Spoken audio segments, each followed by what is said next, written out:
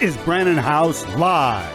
Whether the issue is law, science, economics, history, family, social issues, education, religion, government, or national security, Brannon brings the issues of the day into clear focus through the lens of a Judeo-Christian worldview. And now, here is your host, Brannon House. And good evening and welcome on this February 17th, 2025. Here we are, 7:30 Central, 8:30 Eastern Standard. Hope you had a great weekend. We're going to be joined tonight by Mark Mitchell, the lead pollster at Rasmussen.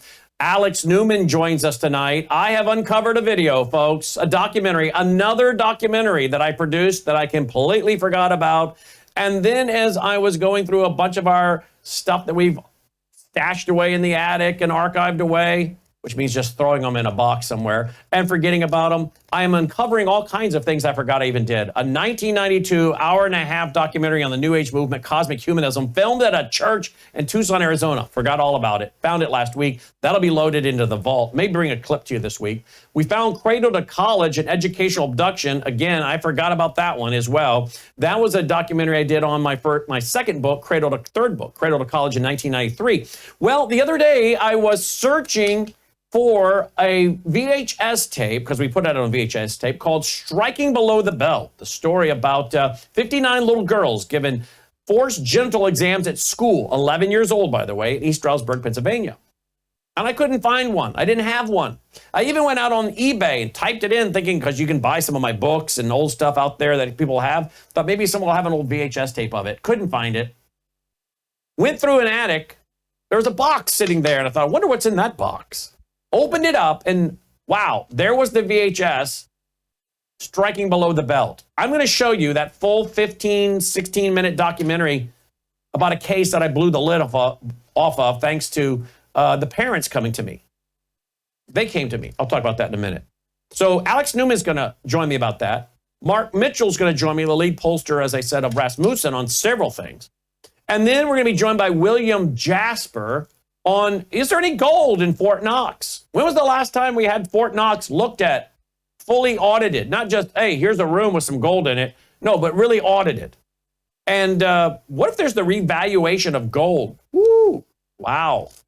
Gold could go crazy if they revalue it. Didn't that happen after FDR confiscated it all? He set the price higher.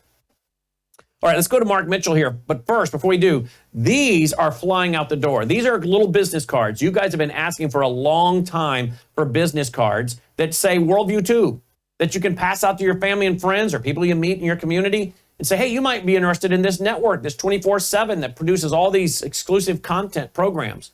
So you guys have asked for an awfully long time. I'm sorry it's taken us so long to do this, but we now have these beautiful full-color business cards that say Worldview Tube, explains our mission statement, and they're free. And you can get a stack of 20 of them absolutely free when you go to worldviewstore.com. And boy, the orders are piling in. Worldviewstore.com, you get them absolutely free, get a stack of 20, pass them out. Guys, stick them in your shirt pocket. Gals, your handbag, your purse. And then if you run into someone you think might be interested in this network, say, hey, you might want to try this network. 24/7 streaming content on demand. What do you got to lose? It's free. Give it a shot, and hand them a card.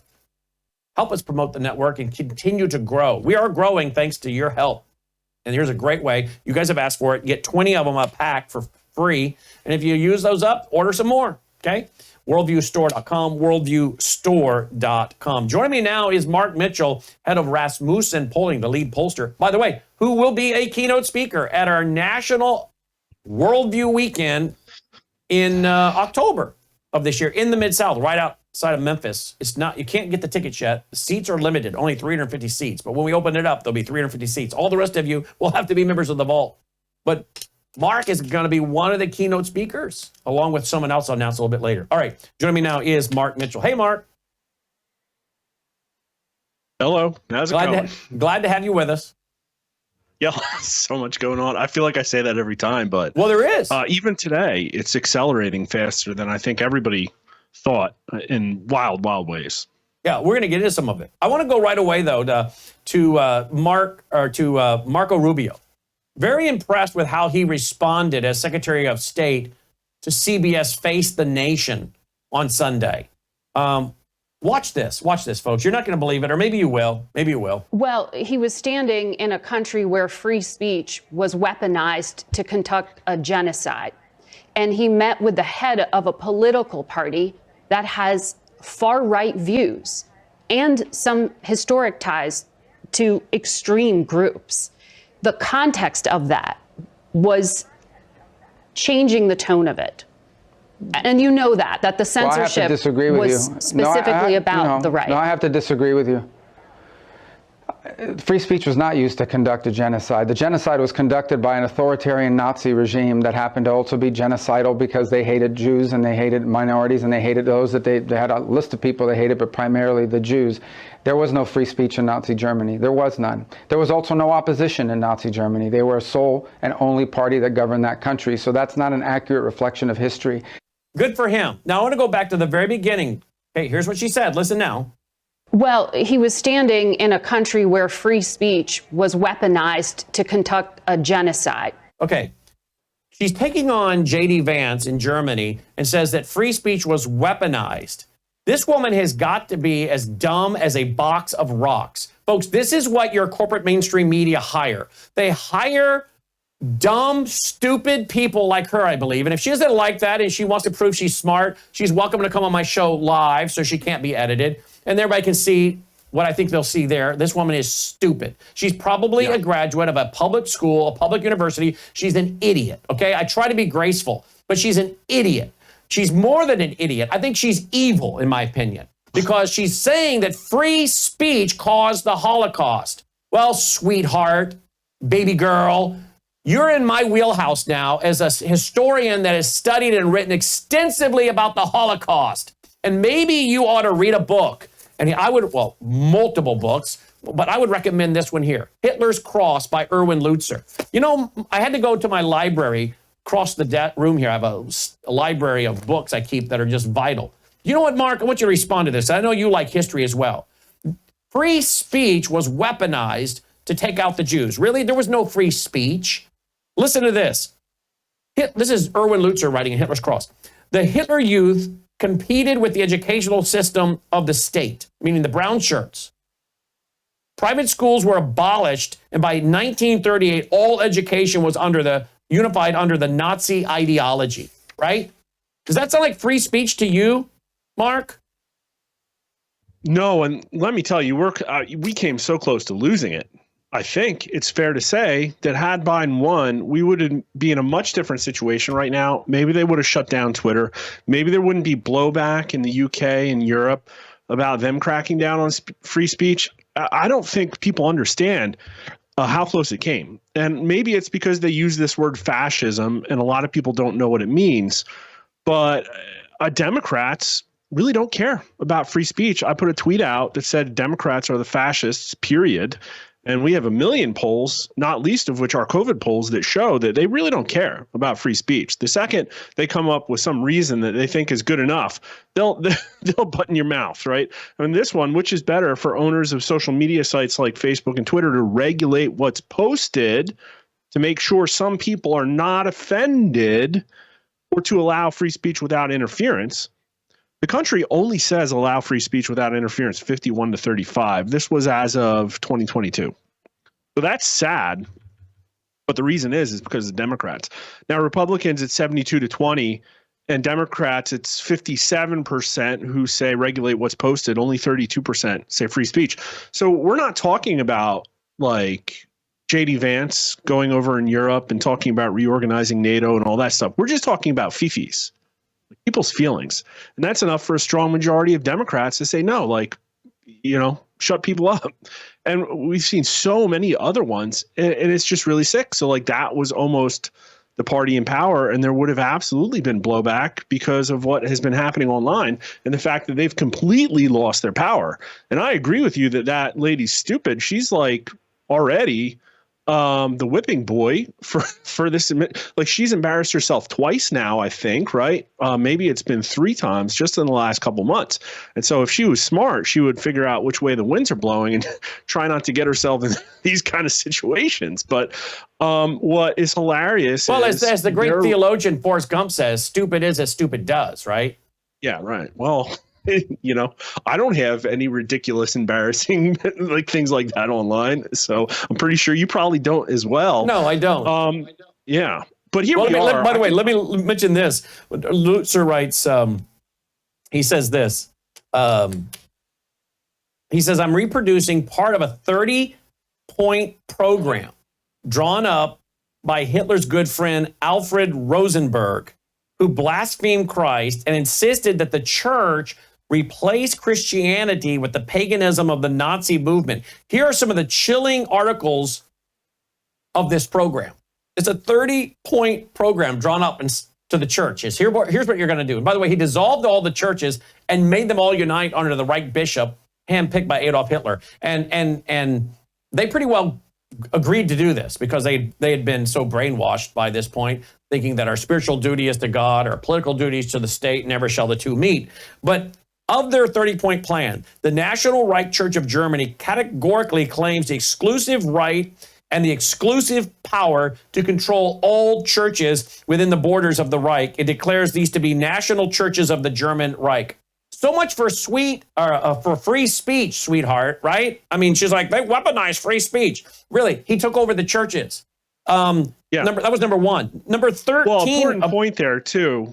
I'm sure your viewers are aware of the nuance, but what you often hear is that there's separation of church and state, right? Because people are concerned about the church inserting itself in the political process, which we've seen over the last decade. They're very unwilling to do, in my opinion, to the detriment of our society. Of course. But what the real problem is separation of church and state is to make sure that the state doesn't take over the church and use the quote unquote opiate of the masses to enforce some kind of dictatorial or autocratic like ends. Like, that's what it's about. And you just pointed it out very well. A lot of people aren't aware of that. And that's used as a bludgeon.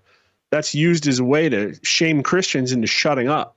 Mm-hmm. In fact, point 13, the National Church, this is the new Reich National Church, demands immediate cessation of the publishing and the dissemination of the Bible in Germany. Hey, Margaret Brennan, they had so much free speech being weaponized that they weren't allowed to print the Bible over there, baby girl.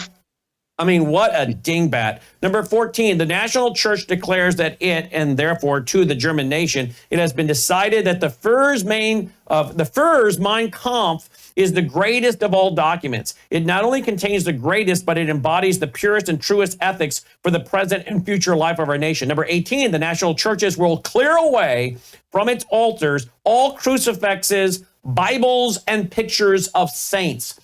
Yeah, that's a lot of free speech there, Margaret. 19, on the altars there must be nothing but Mein Kampf to the German nation and therefore to God in most sacred book, and to the left of the altar, a sword. Number 30 of the 30-point, I'm just giving you a few. On the day of the foundation, on the day of its foundation, the Christian cross must be removed from all churches, cathedrals, and chapels. It must be superseded by the only unconquerable symbol, the swastika. Hey, Margaret, they had so much free speech over there, they weren't allowed to put up the cross. They had to replace it with the swastika.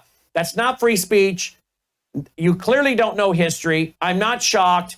You're, in my opinion, a mouthpiece for the cabal, for the mainstream corporate media. You got your job, I think, because you're a dingbat and will just basically do and put out whatever they tell you to say in your ear or on the teleprompter. You're a ding-a-ling. Your turn. I mean, they've all been exposed as what I colloquially call prostitutes. I'm not sure who coined that. I love that but one. It's more apt than I think. It might have been a Rush quote. Maybe I heard that a long time ago, but it's more apt than I think at any point in time, because we all know that they're on the USAID dole. And I can understand their palpable desperation as the walls close in. Brandon, it's getting really frantic down there in D.C. The amount of searches showing up on Google Trends yes, of people all of a sudden searching All of a sudden, out of nowhere in Washington, D.C., people just frantically searching terms like immunity and treason and offshore account. It's like, it's really getting bad. And the home prices are cratering. People are throwing their houses on the market to get out of town. I hear they're searching what's called bleach bit to scrub their hard drives. They're searching for defense attorneys. Is that right? Criminal defense lawyer, extradition, treason, the list goes on and on and on. They're looking for places to move to where they can't be brought back for trial. Yeah, and the media, like Margaret, is using everything they can, every ridiculous trick that's been in their toolbox forever. I mean, they tried to create an issue over this constitutional crisis concept. Nobody cared. And then they tried to create a thing out of this Napoleon quote that Trump said, I think it was on Friday or Saturday. Guess what my overnight approval ratings were for Trump last night? Still 53%. So nobody cares, and it's not working, and they know it, and they're losing. Not only are they losing the political battle, this is, in my opinion, the really big news, is that they're losing the youth.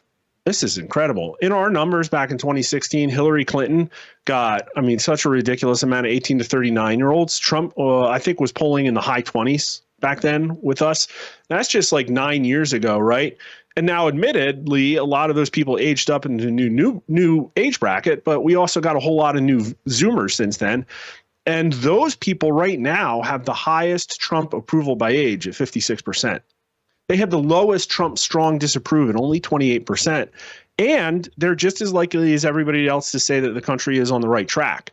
So it's like, these are the people that I think they were counting on. It's like what mainstream media is left with is basically a few people who watch MSNBC or read the New York Times in the morning. And that's a dying audience. Those people don't care. And that's what I think it's going to come about. They have nothing else, right? This whole idea of defending all of the fraud. And it's getting really bad. There was just a couple tweets today that absolutely blew my mind. But where I think they'll probably take this is they're probably going to take it into 65 and older people defending Social Security and Medicare. They're going to be the ones, again, running the ads of an evil-looking Republican politician tossing Granny off a cliff. I think that's where they're going and all they have left. Like, what else are they going to use? Nothing else is working. No. And you mentioned a couple crazy tweets. Elon Musk put out one today because they're claiming that he's going through all the data. He's like, if I wanted to harvest people's data and know what they were up to, random personal stuff, I could have done that at PayPal. Hello, he asked. Having tens of millions of people marked in Social Security as alive, he wrote, when they're definitely dead is a huge problem. Obviously, he writes. Some of these people would have been alive before America existed as a country. Think about that for a second. Where is all this money going? Who is cashing these checks? Yeah, well, we had just not that long ago, Stephen Miller just came out and confirmed that foreign fraud rings have been using fake Social Security numbers and identities to steal billions of taxpayer benefits through the IRS.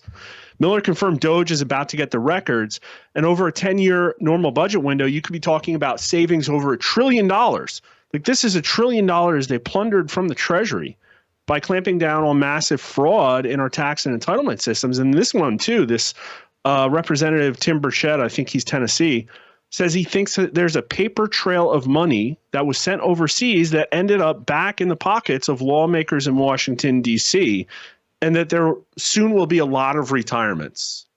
Let's hope they retire to sunny Guantanamo Bay. Retirements, like, that's wild. Like, it is what we thought it was all along. It's Everything worse. our gut told us is what's turning out to be true. Tim Burchett, he's the 2nd district in Tennessee here. And he was the one that said, that if you push and try to audit the Pentagon, you might not live very long, right?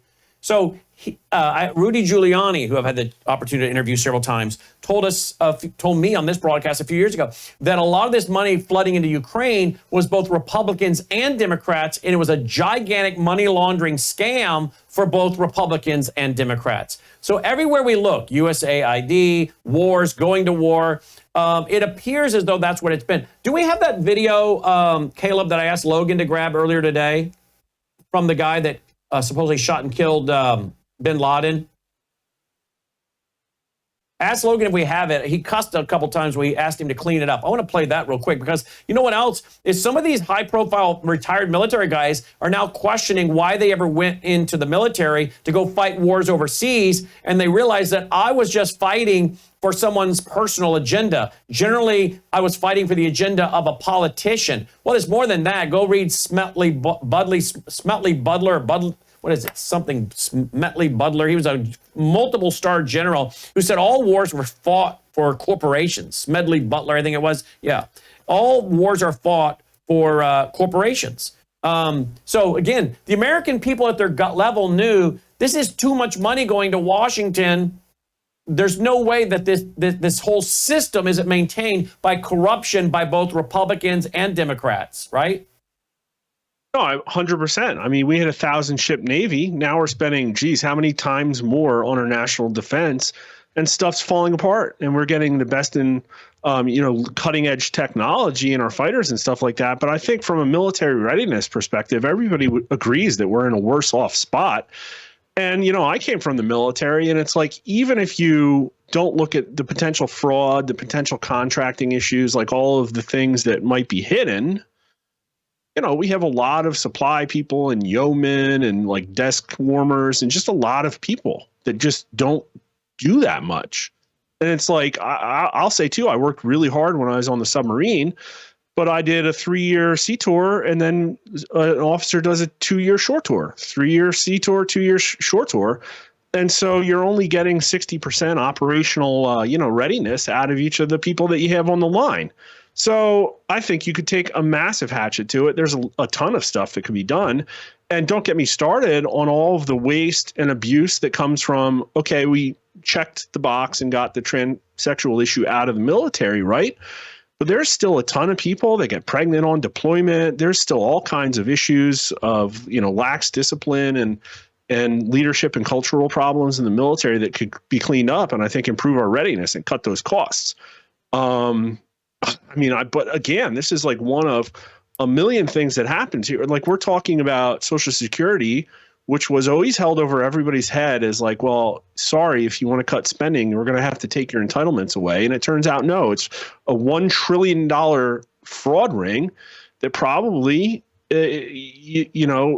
catches literally everybody in DC and maybe like foreign gang rings, and I'm sure China's probably taking money. We probably got money going to the cartels, and maybe we're going to go down there. We're going to send our special forces down there and actually see who's getting paid off. Like my point is that it's all on the table and it's all happening. This is like a revolution. This is literally the definition of a revolution. And just 6 months ago, we were saying, well, I don't know, something's going to change. It's either going to be a civil war or a revolution. And until we get a civil war, it's going to be a revolution. Because the public opinion, again, is just like, yep, carte blanche. This is what we want. Not everybody, but a lot of them. Most of them. I just looked it up. The U.S. government estimates its total revenue to be $5.49 trillion for fiscal year 2025. Per the White House's projections, income taxes are slated to contribute $2.6 trillion. Another $2.2 trillion come from payroll taxes.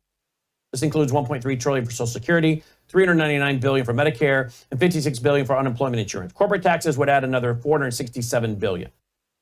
All right, so I guess that if you add all that together, I guess you come up with $5.49 trillion. Now, paid in by the American people. But you just said they just found $1 trillion. Okay, it wouldn't take much more to find another $4 trillion, and basically then we can say we can eliminate the federal income tax. Because all the money that was being paid in federal income tax was just going for waste and fraud anyway. And I have to wonder if that's where Donald Trump is going with all of this, because he's talked about getting rid of the IRS and the federal income tax, as we've talked about here before. What are your thoughts? Well, and have you pulled that, by the way? So the tariff issue, listen, the income tax, that's such a mind blower that who could have foreseen that it would have been on the table just a year ago, and we just haven't had a chance, to be honest with you. There hasn't been a news hook, and I'm sure the Americans would like that. They hate, I think, the tax system. The IRS always gets really poor ratings, and so I'm sure it'd be great. Now, we talk about tariffs. We talk about changing the way that our country makes its revenue, and I think that Trump has probably been using tariffs as a bit of a bargaining chip, but I also do think we will see a situation where we have increased tariffs. But we're in the vicinity of a $2 to $3 trillion deficit. I think this spending bill determines like how much of a deficit we're going to have going forward. Doge has committed by the end of 2026 to cut $1 trillion out of the deficit. The question mark that I want to see is like by then what we're going to have is an understanding of where our economy plays out, right? Mm-hmm. So we have massive attempts to bring manufacturing back to America. We'll have tariffs playing out.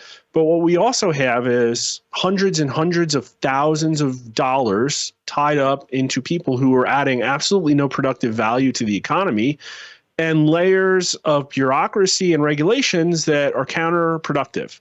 And so that stuff's going to get cut. And I wonder what kind of impact it's going to have on like the velocity of money, the productivity of the American worker. And what we might see is us grow our way out of the rest of the deficit.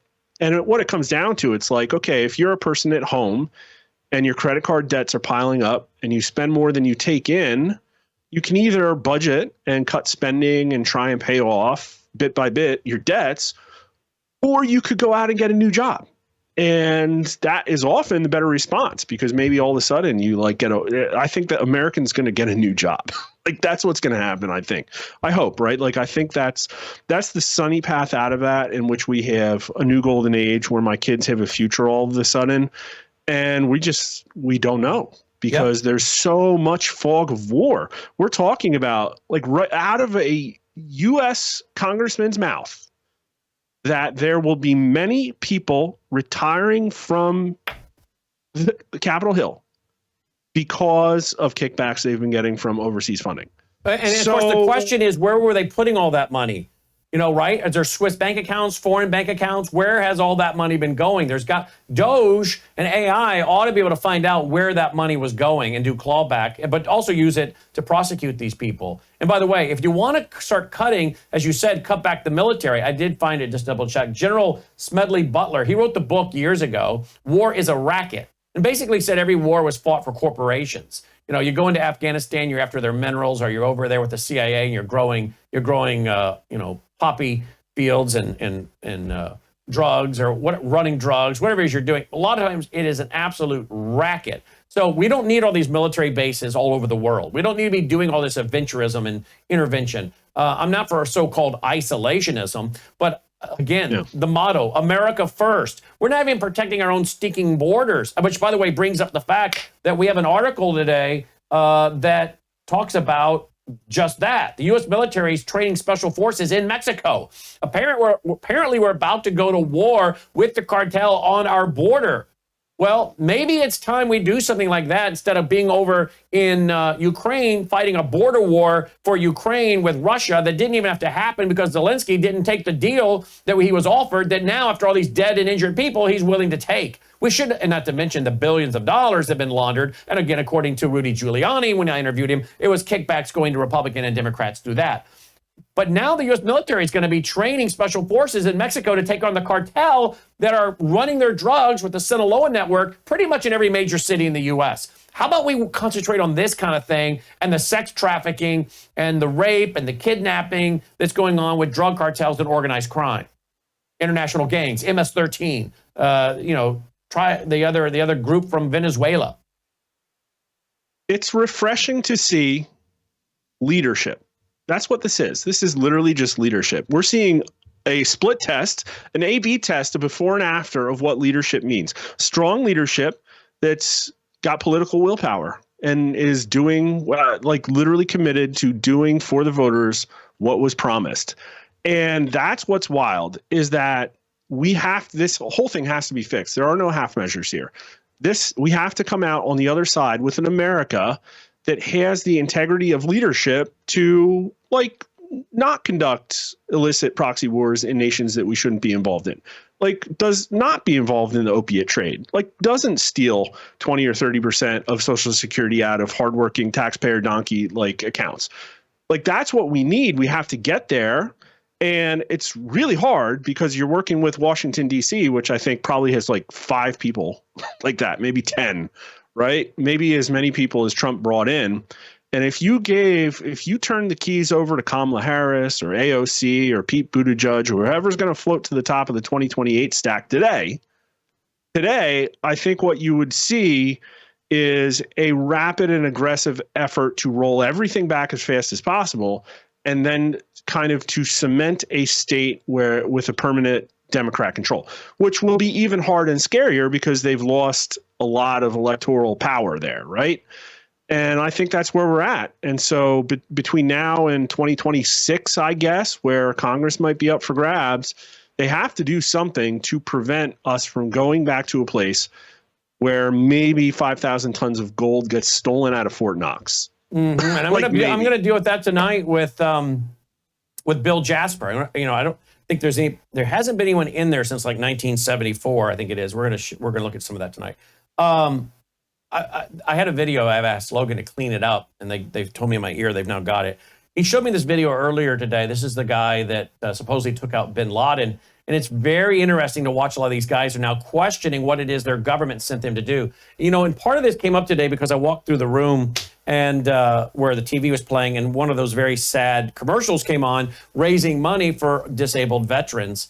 And it was a gentleman sitting in a wheelchair, and one of them looked like he could operate from the waist up. The other gentleman, I think he was paralyzed from the shoulders down. And I'm watching this videos with these guys, and I say it pretty much every time it comes on.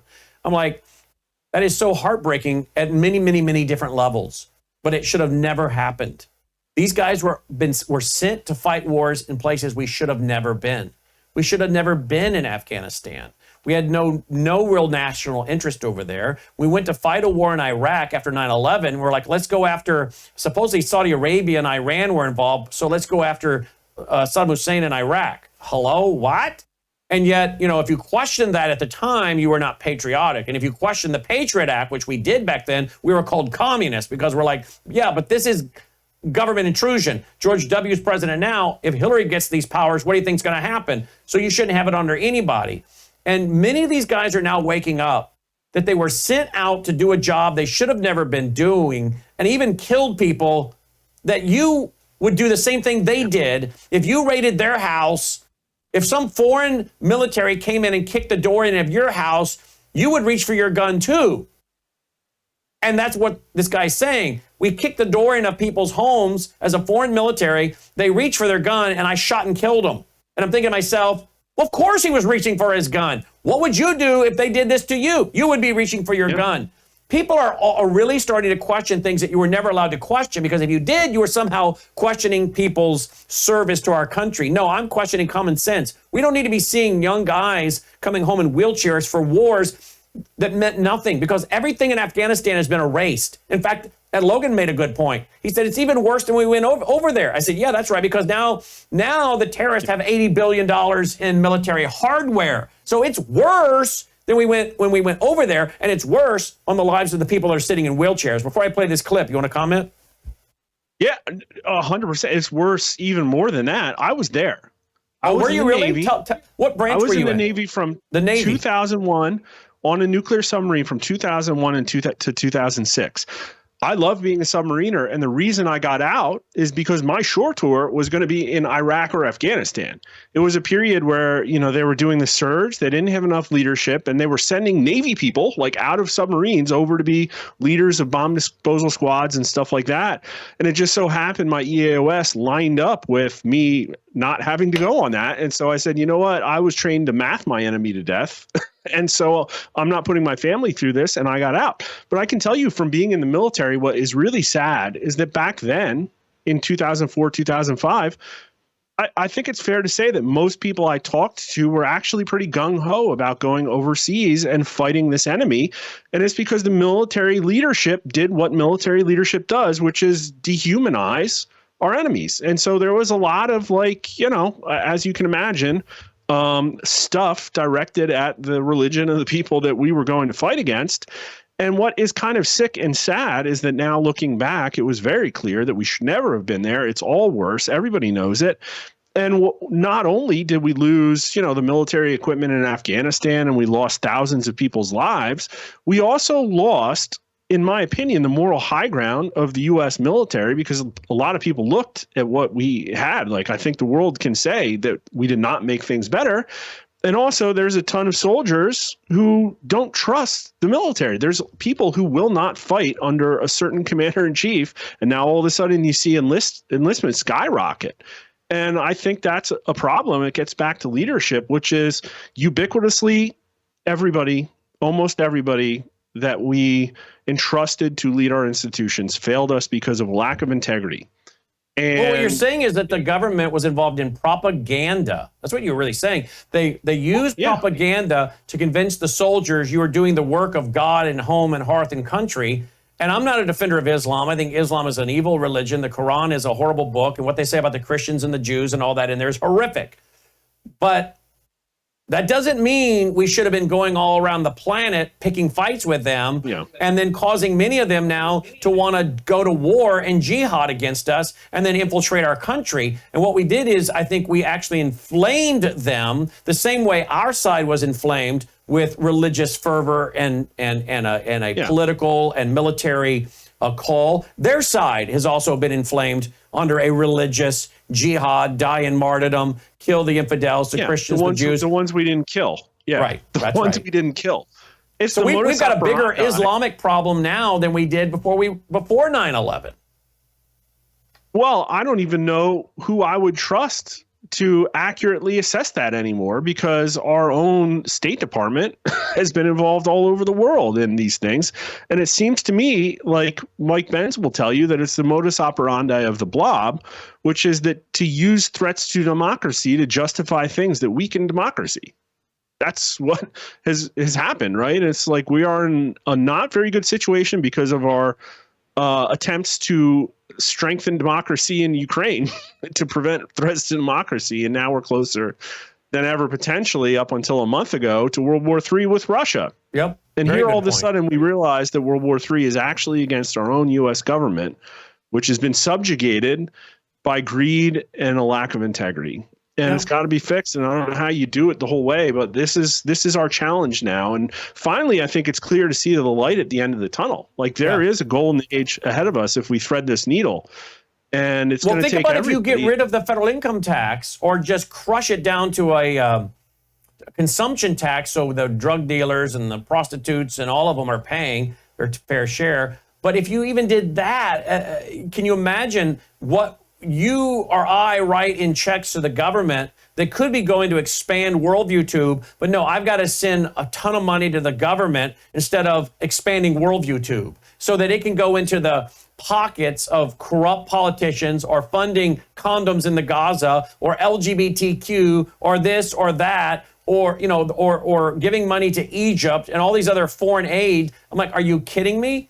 I want to get into birthright citizenship, because I know you've polled on that before we let you go. But here's that video from earlier today. This is the guy, I think, that took the headshot on bin Laden. Listen to the transformation in his thinking. Watch and listen. I fought for I'm at the point now where I don't think I fought for the country. I fought for some politician's view. You get to a point when you go through a door in Fallujah that you're not fighting for George Bush or his dad. You're fighting for the guy behind you or the woman behind you or in front of you. But now that you think about it, I mean, there are points now that there are particular guys that I think of that I killed. And I remember one dude in particular that I killed I shot his buddy. And then I came through his room. I killed him in front of his wife in a bedroom because he went for a gun. And I think about him now and it's like, all right, why did I kill that guy? Well, because he went for a gun. Okay, but why did he go for a gun? Well, because I was in his room at 2 a.m. Well, why was I in his room at 2 a.m? Well, because George Bush was pissed that Saddam Hussein allegedly wanted to kill his dad, so we invaded. So now here I am because of the political thing. And then I start to think, what was this guy funny? What if I met him in Paris over a coffee? Would we have actually liked each other and I just kill him because a politician sent us here for weapons of mass destruction that didn't exist? The only reason we were killing each other is because we were born on different parts of the world. That's it. Yeah. That's it. Question everything, folks. I'm not saying rebel, anarchy. I'm saying question, reason, logic, context. And I remember back then, after 9/11, I thought, why are we going to Iraq? that made no sense to me, and no one could answer that question. And now these guys that went over there and now have to live with their conscience are clearly now having a come to Jesus moment, and they're questioning what their government was doing and sending them there, and their fact that their conscience is heavy with the idea of who they killed. Of course, he went for a gun. I'm in his house at 2 a.m. Comment on that? Yeah, everything's going to be reevaluated. Every single line that we've been fed for decades has all been a lie to self-perpetuate what we're uncovering now. And this is it. This is it. This is the hinge, the point at which Americans' future changes, right? Yep. We're not going to continue the way we were. There's no Republican, Democrat sniping about policy points. That's not going to happen anymore. It's literally going to be the Democrats get back in power and the pendulum swings back. The Democrats reform and partner with Republicans to fix this issue because there are problems on both sides, or Donald Trump steams ahead and there's like MAGA dynasty for the next, 4, 8, 12 years, however long it takes to fix this stuff. Like those, I think, are the main options. Either that or somebody starts something. I don't know if there are people still in the, with levers of power to do the things that we know they have planned on doing in the past, like Northwoods. There are still some of those people employed. And for those who don't know, Northwoods, this was the plan during the Kennedy administration. The Pentagon came up with the idea of carrying out, quote, terrorist attacks in Florida, killing Americans, maybe even using biological or something, and then blaming it on Cuba to get the American people to have a stomach to invade Cuba. And the Pentagon, the brass, were willing to kill Americans. And Kennedy, and they brought this. It's declassified, folks. You can look it up online, Operation Northwoods. Kennedy's like, get out of my Oval Office, get out. And of course, he took on the Fed. He was taking on the secret societies with his own speech, the gnomes of Zurich. He was taking on the military brass. He was taking on too many of the deep staters, and I think they killed him. And I think we're about to find out more when these documents get released. So you're right. Let me ask you about birthright citizenship, or what we would call anchor babies. I know you've been doing some polling on that before we let you go. Yeah, this is a good one because a lot of people won't poll on this. People don't poll on things that they don't want that are popular. That's generally the theme. It's like, well, I don't want to find an answer I don't like because then I'm going to have to publish it. And we did this one in partnership with, Numbers USA, help us structure these questions. The results are pretty astounding. It's one more thing that people on the TV would clutch their pearls about. Oh, no, this is a sacred part of our Constitution. Nobody wants to touch this one. And we're not out there trying to put a counter narrative out. We're just trying to discover the truth. And so we polled about birthright citizenship with 3 questions. Results are just from last week. So this is like post Donald Trump breaking people's doors down in ICE. And the first one, do you support or oppose the United States changing its current practice of granting U.S. citizenship to births and tourists and other foreign visitors? So this one, pretty popular, 51% support, only 37% oppose. And then we said, all right, well, let's make it a little bit tougher. Do you support or oppose the United States changing its current practice of granting citizenship to births to illegal immigrants who were released during Biden's term? So this is like, okay, the people are here, they've been here, and we're just going to take away their kids' citizenship. And that still gets to 43% support. And only 43% oppose, so that's split, and only 30% strongly oppose. And then do you support or oppose limiting automatic birthright citizenship to just births where at least one parent is a U.S. citizen or legal permanent resident, which makes sense. It's like, okay, you have a citizen, they're married, they have a kid, 56% support, 32% strongly, and only 35% oppose. And this is exactly the same kind of thing we've seen over and over again. This 55%, 35% pattern. That's like almost every component of the MAGA platform is higher than that. And so even things that people in the news would say are untenable, Trump's got almost a 20% support on literally almost everything. We're putting out 22nd Amendment polling over the next couple of days, and believe it or not, I don't think it gets to 55%, but there is a decent amount of support even for that. So that's so where in other we're words, at. give President Trump a 3rd term. Yeah, a pretty good chunk of Americans. It's not a majority, but it's a pretty good chunk of Americans. So yeah, That's And we're because, just 4 weeks. We're just 4 weeks into this administration. 4 weeks ago today, you were sworn in. Well, yeah. And the beauty of all this is it all comes back to everything we've been talking about tonight, which is authenticity and the death of credentials and elitism, right? And I think that's what people are rebelling against. I think that's what the revolution is. It's like, no, I'm not just going to believe you because I saw you on TV. I'm not just going to believe you because you got a PhD from MIT. I'm not just going to believe you because you're rich and a billionaire. I'm going to believe you because I've consumed your content. I understand you as a human being and I trust you. And you're making, I'm objectively assessing the decisions that you're making based on information that I consume. Is everybody doing that? No, but more people now than ever. And it's prevented the mainstream media from doing what they do best, which is divide everybody with stupid little talking points. The era of talking points, I think, is over. Although that was just a talking point. So, but this is why this network is growing. You know, we're growing. Okay, this is. I started Worldview Tube in 2006 after getting into talk radio through Michael Reagan officially and professionally in 1995, and then in 2006 I started Worldview Tube. I started it under another name, but in 2007 I actually bought worldviewtube.com because I knew that this was a medium and technology and Roku and all that was growing. And I'm thankful I stuck with it because we now are taken off like a rocket ship. And I think it's because of all the things we're talking about tonight. You're not going to hear this on almost any of the other so-called conservative networks. They're not going to talk like this. I don't even think there is a conservative anymore. I don't even know what that word means. Look at it. We were just talking about JFK, right? This is literally about right and wrong. We've gotten to right or wrong. Turns out none of this was about policy. None of this was about Republican or Democrat. It was literally just about, well, do the people that we elect to represent us try to screw us over the first chance they get? That's what it is. Or are they too stupid or weak-willed to do the right thing if presented with... I was taught as an officer that if I was given an unethical order, it was my sworn duty to disobey it. And maybe that means I got thrown in jail. Maybe that means that my career is over, but it was the right thing to do.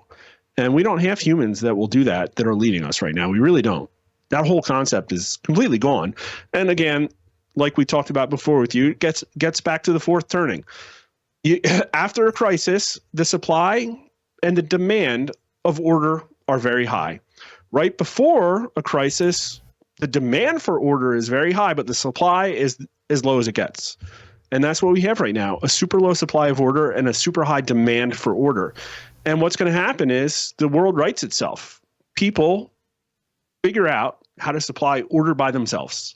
That's what the end of the fourth turning is.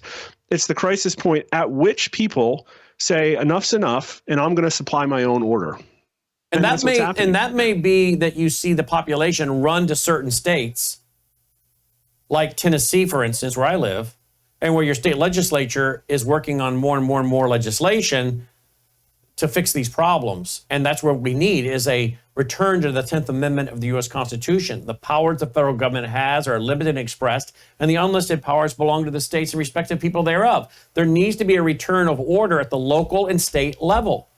Washington has dominated too much for too long. We've seen, even in the last 20 years, 20 couple years, America completely change its state of mind for people to give up their hopes and dreams and change their callings. Think about all the people that volunteered after 9/11 to sign up for the military, the people that we now know were naively manipulated, right? We got to George W. Bush having almost a 90% approval rating. We got to people across the country slandering the French with freedom fries. There was a high level of alignment around goals and missions of the United States. If we're going to come out of the fourth turning, that's where we're going to get to again. I don't know what the value set is, but America will be aligned very strongly around a new value set. And so what I hope and pray is that what we're seeing is people realigning around, Christianity would be great, but I would take integrity, integrity to start, right? And that means things like accountability and tough decisions, and telling people who aren't doing the right things, like, no, you're doing the wrong things, and actively opposing them, which I think you're seeing a lot of on Twitter. I think you're seeing those activities on Twitter. You're seeing people who are making bad calls getting brutally, verbally attacked. And that's great, because those things are not what society needs. It doesn't need people using logical fallacies to undermine the restructuring and reordering that I think America's trying to do. And that's great. If the left doesn't like that, then fine, but you have to supply your own path forward. You have to supply your own rational way in which you're going to increase order. And I think the only plausible way that people understand who have a head on their shoulders that the Democrats could do that is through some type of authoritarian action, which they showed themselves willing to do in 2022. And so I think that's part of the equation about why the Democrats feel awfully irrelevant right now. It's full of harpies. It's full of geriatric people. It's full of people who are not cool.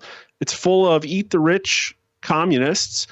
And how are those people going to come together in a coalition and plausibly sell to the American people that as a viable political party, they have a solution to solve our problems that's also different than Trump's, and that people believe they're willing and able to do? And I don't think they can do that. That's their problem now. They all of a sudden they need a product, and they can't convince people they have one. They just can't. This is going to get very interesting, very instructive. And we're looking forward to having you with us Friday night, October 3rd, Saturday, October 4th for our National Worldview Conference. We had it in Branson for years, Lake of the Ozarks for years. Now we're moving it right outside of Memphis for many reasons, but also to get our costs down instead of being at a very expensive resort, which is very expensive with all the cost and staging and all that, but also to get us near an airport. You can fly into Memphis, about 30 minutes from Memphis is Collierville, outside of Memphis. And Mark Mitchell, Gordon Chang, I'm going to announce someone a little bit later tonight. Mark Mitchell, Gordon Chang, Alex Newman. These are just a few of the speakers that'll be with us on that night. It isn't open yet. It will be 350 seats only. We'll open it up for registration very, very soon. But if you can't be here in person, you'll be able to live stream it at worldviewtube.com/vault. If you have a membership, worldviewtube.com/vault. So looking forward to having you here with us in person this fall. Mark Mitchell, lead pollster at Rasmussen. And I think you're also going to be coming on here on WorldviewTube real soon with a regular program, right? Yeah. We put out a show. I'm actually going live in 10 minutes. I better let you go. But yeah. We go deep into the numbers, and we take an angle on the news that I don't think a lot of people have. So it's fun stuff. Rasmussen Reports Reality Check. Excellent. And just Google it or put it in a search engine at Twitter, Rasmussen. Put in a search engine, Mark Mitchell, Rasmussen. You'll find it right away. Mark is a favorite and follow it. Thank you, Mark. All right, thank you. Great to be Mark here. Mitchell checking in tonight, lead pollster Rasmussen. I've been holding these cards because, again, I'm going to plug these and keep plugging them because the orders are coming in. Where are you going to get that kind of, again, programming you just saw? Don't you think you have family and friends that would have watched that and gone, whoa, why haven't I been watching this network all along? Because they don't know about it. They're waiting for you to tell them. And again, I was just watching the orders on my computer off to the side here, flooding in for these cards. They're free. Packs of 20, worldviewstore.com, worldviewstore.com. There's the store right there, worldviewstore.com. We have all kinds of things, freeze-dried food, emergency gear, all kinds of stuff. The water purifiers for under your sink to take out all the fluoride, all the pesticides, the bacteria, all the other chemicals. We have one for the shower. I have one for under the sink for drinking water. I have one, and that's what I drink. That's what Dolly drinks, the whole fam drinks. And then I have one for the shower as well, because I don't want to have, I don't want to bathe in all those chemicals either, and shower in it. So again, check it out. Now here's where you get the free Worldview 2 business cards. They're free, packs of 20. Check it all out right there at worldviewstore.com. Now look at that. Again, I plugged this all night. I'll plug it again before we go off the air. Worldview Foundation, because look, we just did a long format. What did we just do with him? 40 minutes? Did we like that? How many? 50. We just did 50 minutes. Did we stop and sell pickup trucks or bars of soap or a cruise or some kind of pharmaceutical? No. Not like the other guys. They would have interrupted poor Mark so many times he couldn't have kept his train of thought. They would have had him on for a whopping 4 minutes. Yeah, tune in tonight. We're going to talk to, really? Like, you made me stop what I was doing to tune into an interview with a guy you did for 4 minutes. You didn't discuss anything because you can hardly get into anything in 4 minutes. Because you got to take a break to sell pharmaceuticals and soap and pickup trucks. Well, we don't do that. You know, if that's what folks want to do, that's up to them. We've chosen a different format. We've chosen our sponsors, and one of them is our foundation, worldviewfoundation.com. We're your conservative Christian worldview alternative to National Public Radio, National Public Television. So if you like the fact we can get into these long format interviews without a bunch of commercials interrupting, it's because you make it possible. These long format interviews are brought to you by you. With your contributions, please consider setting up an automatic contribution at worldviewfoundation.com. You'll also find our mailing address there, worldviewfoundation.com. I'll plug it again later, but I want to mention, if you want to check out all our sponsors, just go to worldviewtube.com/sponsors. worldviewtube.com/sponsors. When you go to that page, you find all of our sponsors in one place, because people are asking, I got to find this, I want to find that, I need that, and I want to make sure I get to the right place so you guys get credit. And there it all is. One page, worldviewtube.com/sponsors, Worldview Talk, satellite phones, solar generators, cell phones that don't track and store your data. All it's there, folks. Check it out, worldviewtube.com/sponsors. Well, I am trying to find all of these projects I've been involved in, because it's my 35th year of doing this. Wrote my first book in 1990, as you guys know. And I can't even keep up with some of the stuff I did. I completely forgot about some of it. We're stumbling on these old VHS tapes. And I wanted to find one called Striking Below the Belt. It's about a 15-minute documentary, short doc. I'm going to play it for you tonight here in just a minute. And then Alex Newman's going to come on and talk about it. What happened is this family contacted me, and you're going to see the mom and dad in the documentary. The mother had passed away several years ago, I believe. But their little girl, 11 years old, was given forced genital exam at school, age 11, 59 of them. In fact, I went and looked up a couple articles today. Here's one. July 16th, 1999, it went to trial. Genital examination, badly traumatized girl, doctor testifies. Well, I would guess so. 3 years ago, post-traumatic stress disorder, says this psychologist. Yeah, on March 19th, 1996, this is what happened. Well, and I found another article on it. Girls say school forced physical exams. Well, indeed it did happen in 96, and the parents contacted me because they knew I was the education reporter for Michael Reagan, who's supposed to be with us tomorrow night as a guest. And as his education reporter, I would pick up stories and I would promote them. And they heard about this apparently, and someone said, you should reach out to Brandon House. He goes on the Michael Reagan show as his education reporter, and he could break this story nationwide on that national outlet. And so they contacted me and they said, my daughter was given forced genital exam at school, age 11, along with 58 other little girls. I'm like, what? Are you kidding me? I had to verify it. So I called there into Pennsylvania, East Stroudsburg, Pennsylvania, talked to the police, talked to the district attorney's office, whoever it was I called. I called multiple outlets to verify the story was true. So I brought the dad and mother onto the Michael Reagan show as the education reporter. And Michael and I covered it. Michael ended up writing about it in one of his books that he published. And I decided that we needed to do a documentary. So I reached out to a guy named Jeff Botkin, who was doing TV production at the time. And together we produced this documentary. Now, folks, this is the kind of thing we've been doing for years. I want to tell you, this will go up in the vault, along with all these other things we're discovering and uncovering as we go through boxes in the attic and other things, and we're archiving them all into our vault. Again, I hope you'll join our vault, worldviewtube.com/vault. But I want you to watch this, folks. And then we're going to go to Alex Newman and see what he thinks. And then we're going to go to William Jasper, talk about auditing the Fed, auditing Fort Knox. Is there gold in Fort Knox? When was the last time they were in there? I'm show you some video footage, I think from 1974. We got a lot to get to tonight. But let me show you this documentary that Jeff and I produced. I was much, much younger then, 1996, on this school, government school, forced genital exams of 59 little girls, some of them trying to climb out of the window, told that they better get up on the table and lay down. They're calling school security to hold them down. Girls crying. My mom and dad would not want this. This is 1996. It's much worse now, the things going on. We'll get into that with Alex Newman. Watch this documentary we just found this week that I wanted to find, couldn't find it, and then stumbled on it when I saw a box in the attic. I thought, what's that? Opened it up, boom, this is what's there. I got another little jewel I found that I will hopefully have for you tomorrow night. I also found, I wondered where this tape went and stumbled on that this weekend as well. And I'll tell you more about that tomorrow night. But in the meantime, watch this first, one of the first documentaries that we ever did was 92, 90, 91, 93, and then this one. Watch this.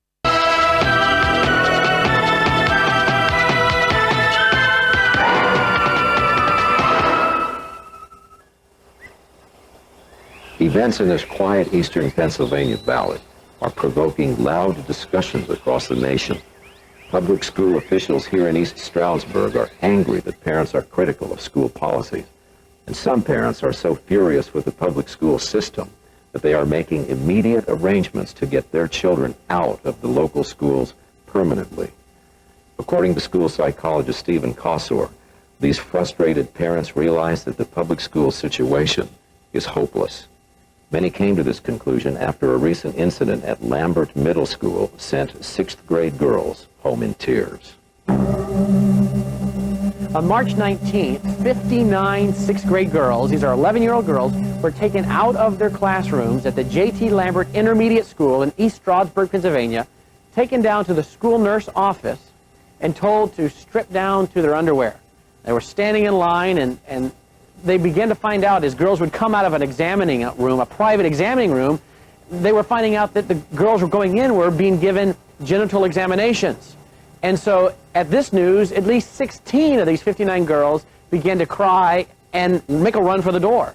And the school nurse went and blocked the door, barricaded the door, and these girls began to cry, asking to call home. At least 16 of them requesting specifically to call their parents, stating that their parents would not be in favor of this. Their parents would be would definitely object to such an examination without their permission and or consent, and certainly such an examination at school. The school nurse told them they were being babies, that they were going to have this examination whether they liked it or not, so they better just get it over with. The girls were brought into the room one by one. They were made to strip down to nothing, lay spread eagle on a table. They had no covering, nothing covering them. The doctor didn't talk to them, did not walk them through the procedure and tell them, now this is what's going to happen. The doctor had no communication with them at all and gave them a genital examination. Susan Tucker was given a forced exam against her protests and in spite of the fact that she provided the school with evidence of an earlier private physical. Her testimony, which is being withheld on the advice of attorneys, is consistent with other classmate reports which paint a picture of mass student crying, threats of punishment, ridicule, the forbidding of parent contact, grave embarrassment, violated modesty, painful touching, and bleeding.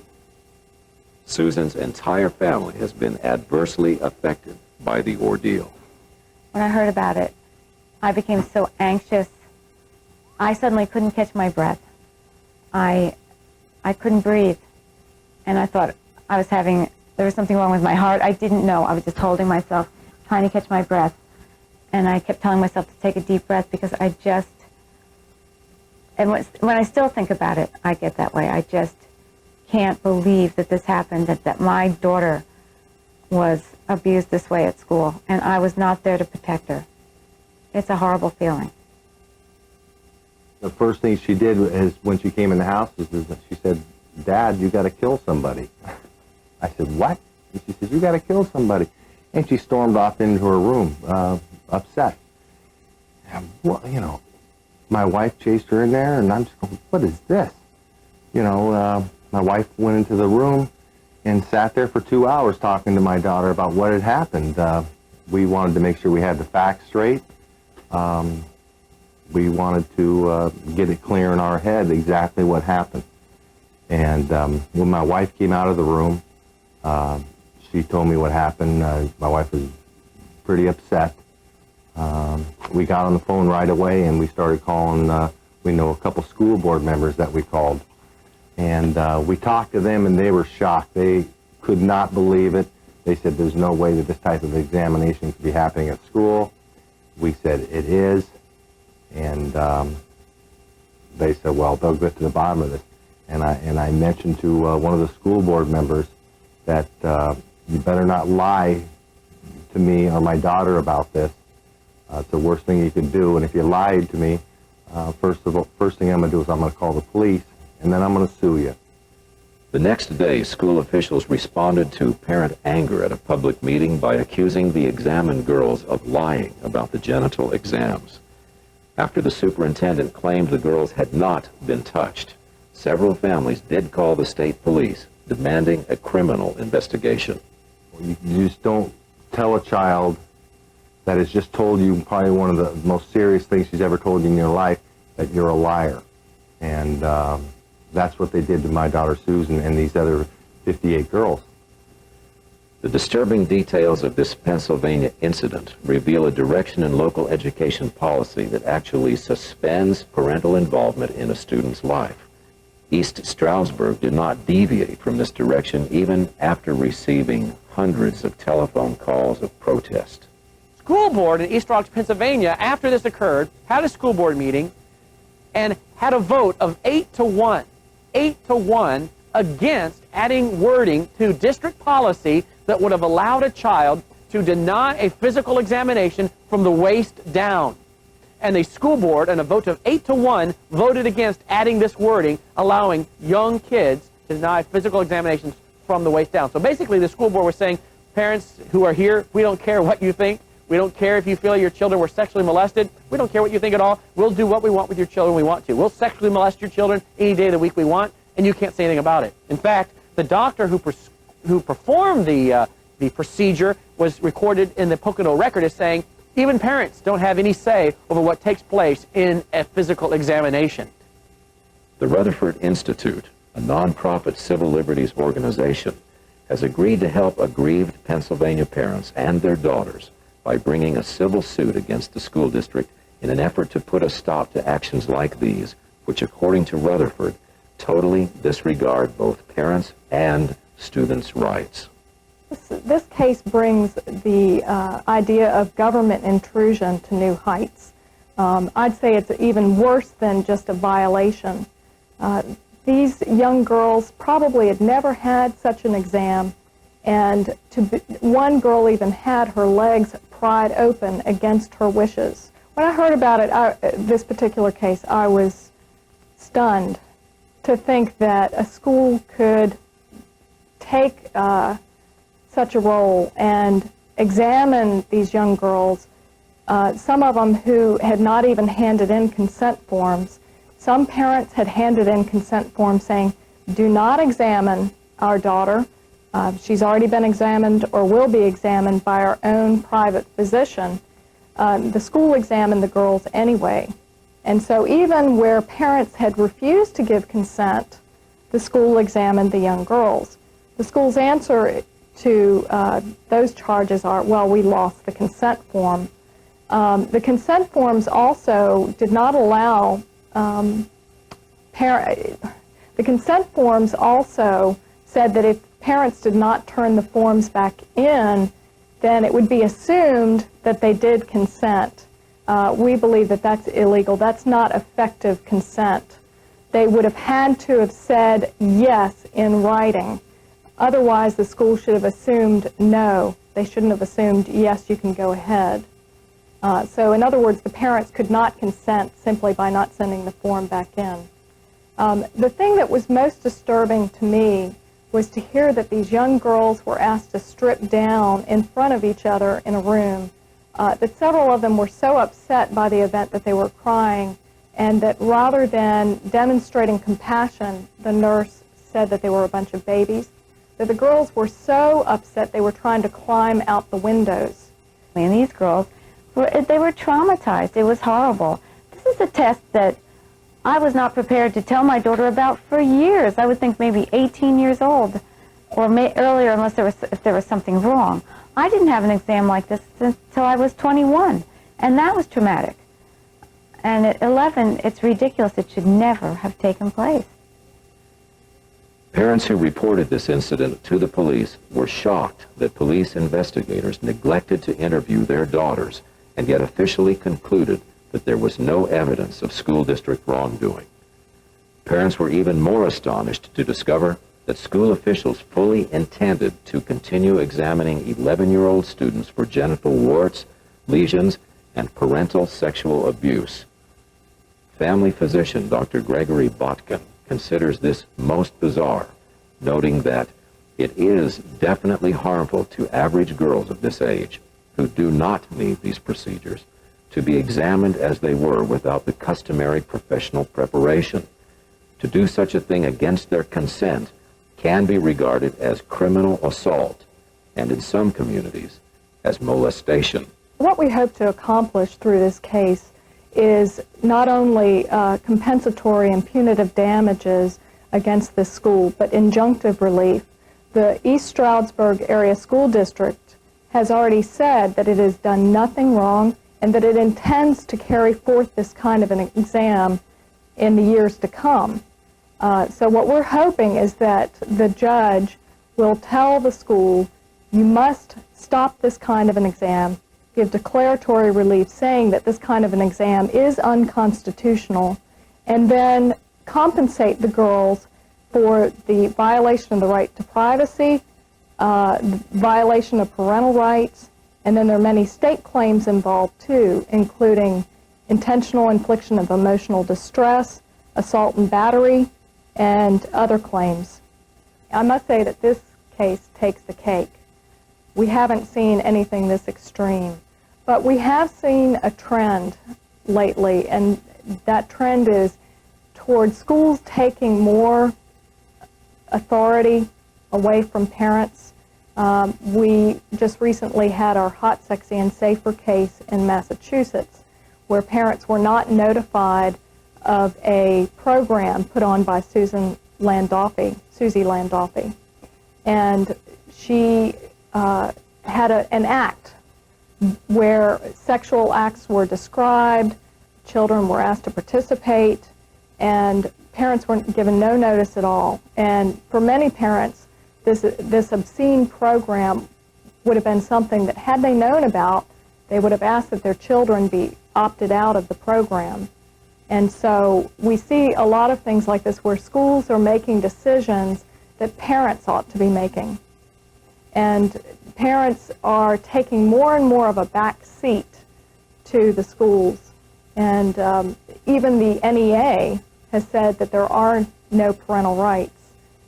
And so if the NEA has that kind of an opinion as far as the parent's role, it makes one wonder what the schools believe they are allowed to do with children. The National Education Association is not a government organization, but its policies reflect federal policies very accurately. When this federally funded guidebook was released to public school teachers and other officials, it revealed an official anti-parent attitude that opened the door to student abuses that were to be concealed from parents as a matter of federal policy. The book's message was simple: all children belong to the government. Tradition-minded parents are at odds with the government's plans. The school must go around the parent using complete deception when collaboration fails. This official policy has led to grossly arrogant school policies and attitudes that have intimidated public school graduates since the 1960s. The domineering positions of East Stroudsburg officials are not rare. According to education policy experts, the infamous pelvic examinations tell only one small part of a story all parents need to know. Here's a case where public servants in the public school acted like the worst kind of tyrants. They actually spilled the blood of unsuspecting children and then insisted that everything was in perfect order. Now, they can say this because the perfect order that they live for has a government elite controlling every citizen through the local school as everyone else goes along without any protest. And this is why they resent the few parents, like the Tuckers, who are protesting. And every American should know that their brave efforts and the Rutherford Institute lawsuit are truly heroic events. But there's a whole lot more to the story. The real news from East Stroudsburg is not school tyranny. That's old news. It happens in some form every day.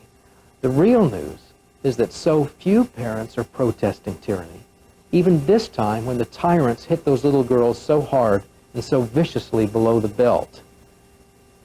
Now, I believe that too many adults in East Stroudsburg are cringing before the powers of the government school. Some are actually afraid the school will somehow find a way to punish them if they speak up. The doctor, the school board, and even the state police are equally as cowardly, in my opinion. They are afraid to rock the boat. They have sided with the school and against parents' rights because they believe parents are an inferior authority. Now, the reason they have bought such a backward idea, and please listen to this very carefully, is because the schools have for so long abused these grown-ups, not below the belt, but above the neck. History teaches that tyranny of the mind always precedes tyranny to the body. And this story from East Stroudsburg shows that one of America's most traditional communities has been tyrannized for a long time by a destructive curriculum that's right in the classroom. And that's why the little girls are having nightmares right now, and why so few are coming to these girls' defense. The collective backbone of East Stroudsburg was torn out in the classroom several years ago. And this is the story I wish all parents could understand. Tyranny of the mind is terribly dangerous. It will kill America. And that's why Thomas Jefferson said he had sworn on the altar of Almighty God eternal hostility against any form of mental tyranny. And today that kind of mental abuse is in thousands of communities just like East Stroudsburg. There is very little hostility against the teaching of shallow, wrong ideas, the withholding of real knowledge in a way that destroys our ability to think. And so our entire population is in grave danger of becoming a compliant, blubbering mass of apologetic, quivering jelly. Now, in some talk radio programs, we hear big, bold talk from parents threatening horrible things if their schools strike their little girls below the belt. But if they are not today protecting their children above the neck, the big talk is just that. It's just big talk, hollow rhetoric.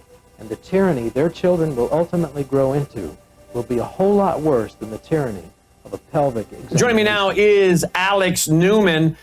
He's with the New American and the Liberty Sentinel. We'll give his website on the screen next to his name here in just 1 second. He joins us to respond to what you just saw. A documentary that I and Jeff Botkin produced in 1996. Again, it came from the parents of these kids contacting me because they knew I was the education reporter and frequent guest host of the Michael Reagan Show. And they knew that if I researched it and validated it, I might bring national attention to it. And indeed, I did. And then we did this documentary. Alex, welcome to the broadcast. What do you make of this? Can you believe this? This was March 1996. Logan, has been watching us pull all these old videos and documentaries off VHS tape. He's seeing them for the first time. I'm seeing some of them since 1992, 93, 96, depending on the year. I'm seeing them since those years, right? And Logan made a very good observation the other day. He said, Dad, you're fighting the same things today that you were fighting back then. I said, yes, it's just only more intense and more widespread now. That's right. It's just more wicked, but same thing, just more intense and more evil still. But I'm glad you highlighted this, Brandon. I mean, it shows people that this is not new. There's this mythology out there, and unfortunately it's perpetuated by the likes of Fox News and all the rest of them, that this is just some new phenomenon, that the schools used to be great and now suddenly they're bad. They have been a disaster from day one. That kind of stuff is a symptom of the problem. And, you look at the government's own data. In 2004, the U.S. Department of Education did a comprehensive study. They found that over 1 in 10 schools had been actually sexually assaulted, sexually molested by a school staff member. Can you get that stat again? You broke up for a second. How many? Over 1 in 10. So over 10% that we know of. Are assaulted by school staff. By faculty, that's right. By teachers, by secretaries, etc. So that's the government's own data. The reality is it's probably way worse than that. They said in the study that because people are so unlikely to report this kind of stuff, that the real problem may be orders of magnitude worse than what they found. So I suspect it is. And then you look at the other data, right? The latest mental health data out of the CDC, 1/3 of teenage girls have seriously considered suicide just recently. 1 in 10 have seriously tried to commit suicide over the last years. So this is government data. So they are sexually assaulting your children. They are mentally assaulting your children. They're academically assaulting your children. And maybe worst of all, they're spiritually assaulting your children. They're trying to turn them against a biblical worldview. They're trying to turn them against their families, against God. And this is systemic. It's been going on. In fact, while he's breaking up there, see if we can get the connection a little better. Look at this. I just put this into a search engine real quick while he was talking. Psychology Today. I mean, this isn't like some right-wing rag, as they would call it. This isn't some right-wing conspiracy theory website. This is Psychology Today. I just put it into a search engine after he just said that. Study finds 11.7% of recent grads report educators' sexual misconduct. This was back in 2023. About 10% of students will experience educators' sexual misconduct by the time they graduate from high school.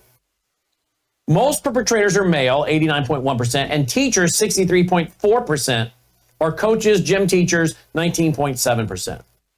Verbal comments of sexual nature are the most common form of educator sexual misconduct reported. But, this goes to a very touchy topic here, right? And that is the mental stability, the evilness of, I'm sorry, I know there's probably some former public school teachers watching or current public school teachers. And I'm not going after you. If you're watching this show and you're a conservative or a Christian or a patriot, we're not talking about you, obviously. But reality is, it's many of the public government school teachers that over the years have told me how demented, how debased, how dark-hearted their peers are, their teacher friends, right? And how they're often targeted because they're conservative, politically, socially, they're Christians. But I know that, was it Marianne Ferguson that did a study, according to conspiracy, and said that the most popular occupation among New Agers, which is people practicing cosmic humanism or occultism, were teachers. And I've really been watching some of these teachers, okay? And I watch some of them in the news and what they do, and then I watch some of them in their politics and their craziness on social media and what they stand for in the National Education Association and the American Federation of Teachers. And then you always have a few crazy teachers that live in your community that make a lot of noise on social media and whatnot. And I have to start asking myself, are a lot of the people that go into public education mentally ill and or spiritually, really screwed up? In other words, it seems as though that a lot of public school, government school teachers are really off their rockers. They're just mental people. True or false? Unfortunately, the whole system is insane, Brandon. And what's happened is a lot of these teachers are products of the government school system, and their teachers were products of the government school. So we're now 5 generations into this massive experiment. And when you look back at the history of how the government school system came to be, Brandon, the very first person in the modern era, early 1800s, Robert Owen, who seriously proposed that the government ought to educate our children, admits in his own writings that he was consulting with dead people. And we talked about this, I think, recently. Yeah. Almost every major player in the leadership of this system, whether we're talking about the people who were writing the World Core curriculum, the people who are implementing this stuff, the people who came up with these ideas, they all openly talk about their communication with spiritual entities, things like this. So I think we need to go back to the scripture.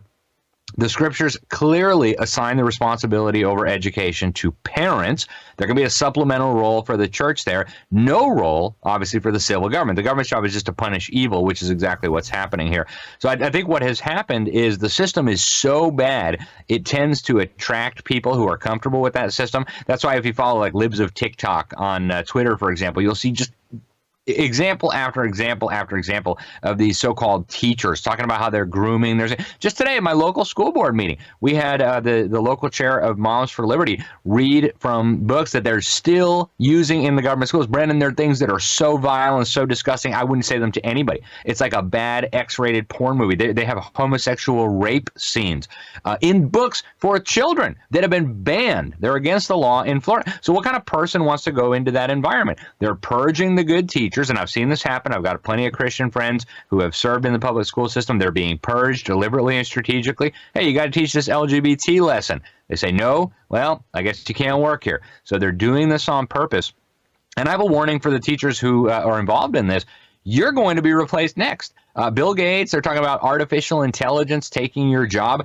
There's a reason for that. Even crazy, liberal, godless, totalitarian teachers have a limit to what they'll accept. Oh, tell a kid he might have been born in the wrong body? Sure. Tell a kid something even more extreme? Well, now maybe I'm going to hesitate. That's why they're moving to turn teachers into glorified babysitters and bring in the AI, the little devices, so that your children can be programmed in the most literal sense. But yes, to your point, Brandon, absolutely, this system is wicked. It's rotten to the core. And so it tends to attract people who, at the very least, don't have a strong moral objection to being in that situation. And it's gotten worse with every generation. There are people who are, 60, 70 today who taught in a very different era. I know they were uncomfortable at that time. There are still decent people who are clinging on by their fingernails to try to stay in the system for the benefit of the children. But by and large, we're dealing with colleges of education cranking out little godless Marxists who go into these schools. Yeah, well, we go back to 1996 in this Striking Below the Belt documentary that Jeff and I produced. Again, after the parents came to me actually, and said, hey, can you use your position as the education reporter for Mike Reagan to bring it national attention? We turned the case over to John Whitehead and the Rutherford Institute. He did get a judgment for these kids. I actually brought up some of the, see if I can find them. I brought up some of the articles. Here's one. Girls say school forced physical exams on them. This was back July 14th, 1999, because it took a while to work through the courts, right? It took a while to work through the courts. Genital examination, badly traumatized girl, doctor testifies. They didn't get nearly what they should have. But I want to go back to this point, and that is, what were they doing back in March of 96, telling these little girls to get up on the table and go through this without their parents' permission or knowledge? And of course, that was the time that myself, Phyllis Schlafly, and many others were then fighting school-based clinics. Putting school-based clinics in these schools. Comment? And that's what's happening now, Brandon. It's just more extreme. Now they call it community schools. And I first uncovered these in 2015 when a bill was passed by Republicans called the Every Student Succeeds Act. And what it did was it opened up the floodgates of federal funding to turn schools into what I called parental replacement centers. And they said right there, the schools are going to be in charge of the health care of your children. They're going to be in charge of the welfare of your children, the dental health of your children, the mental health of your children, the nutrition of your children, breakfast, lunch, dinner. Very soon here, parents will be left to do the goodnight hugs if they behave, and even that now is at risk. We had Arnie Duncan over a decade ago, Barack Obama's Secretary of Miseducation, publicly saying we need government boarding schools. We want some of these kids 24 hours a day, 7 days a week. And for the others, we want them 13, 14, 15 hours a day with after-school programming. They are working to sideline parents. George H. Bush, Papa Bush, his Secretary of Education, who was the governor at one time of Tennessee, and U.S. Senator too long from Tennessee, Lamar Alexander, as his Secretary of Education for George H. Bush, said that we want to have babies in the school. The schools would be a one-stop shop. And we would even have babies in the school. I have it documented in my 1993 book. And these are the Republicans. The Republicans have been about as bad as the Democrats. I know you're on a time schedule tonight, but look at this. The LibertySentinel.org, that's his website. Keeping up with Doge, Maha, and saving children from perverts. And I found this interesting. Teachers union and bureaucracy in Illinois fight Trump on immigration. Really? And yet we got a lot of these illegal invaders involved in sex trafficking and all kinds of crazy stuff. So again, would we be shocked that perverts want to unite with perverts? Is that a fair question? That's a very fair question. And unfortunately, the whole system is filled with perverts, as the government's own data shows. Look, the kids can't read, they can't write, they can't do math. There are dozens of schools in the state of Illinois that cannot produce a single student proficient in anything, okay? But they all know about all the sex stuff. They all know about all the climate stuff. They all know about the gender stuff. This is a national crisis. And as I say regularly, Brandon, if we don't deal with this, everything else we're doing is superfluous. It's for nothing. We will lose on every front over the long run if we don't stop the indoctrination, the sexualization, and the dumbing down of our children. Period. End of discussion. Absolutely. LibertySentinel.org, LibertySentinel.org. And we also have your show back here on the weekends at worldyoutube.com. So look for that. And then, as always, Alex, thanks for being with us. And by the way, we have Alex as a keynote speaker for our 22nd annual National Worldview Conference. We've moved to the Mid-South for October 3rd. That's a Friday night. October 4th. That's a Saturday. And along with Alex Newman will be Mark Mitchell. And we're going to be making another big announcement later tonight as to who the other speaker will be. So look forward to having you with us in the Mid-South. Thank you, Alex. Looking forward to it. Thanks so much, Brandon. Alex Newman, LibertySentinel.org, checking in there with us tonight. Well, you know, that's a pretty heavy topic. Maybe after that, you need a little something to you know, put you in a little bit of a better mood. And I love nothing more than a good dog video. I had to look over to see if Dolly's there. You guys want to shoot the Dolly cam at her? There she is, sleeping on her MyPillow pet bed, which, by the way, before I show you this funny video of another lab. Labs are crazy dogs, I'll tell you that. They're great dogs. I love them. My wife says, you think you could do this again, another lab puppy in 10, 12 years? She's like, you're 56 in April. Could you do this again? She's like, I'm not sure you can do it right now. This dog has been the most hyper lab I've had, but she's healthy as a horse. Maybe that's part of it. I don't know. But she has been one hyperactive dog, but not in a bad way, just in a funny, mischievous, kind of a Marley way. But there she is sleeping on her MyPillow bed. She loves the boys in the control room. They're calling her name now. She loves the boys. Oh, she's going to go see them. She loves the boys in the control room. There's the big stretch. But she is, by the way, before I show you this video, sleeping on the MyPillow pet bed. If you want to get one for your pet, go to mypillow.com. But please use the promo code B66. Now, Caleb, I have not used that in a while. Do you still have a lower third for that, by the way? I don't think so. He's like, I don't think so. Let's see if we can find a lower third. Ask Logan for MyPillow. But use the promo code B66. There it is. Good job, Caleb. Go to mypillow.com. Use the promo code B66 if you're going to get your dog a pet bed like Dolly has in the studio. Sheets, towels, blankets, pet beds, slippers, sandals, mattresses, mattress toppers, robes. Everything is on sale. Mega sales, crazy prices over there. With mypillow.com, and you're the benefactor of that. So check it out, mypillow.com. But anyway, I mentioned the dog beds because we showed Dolly.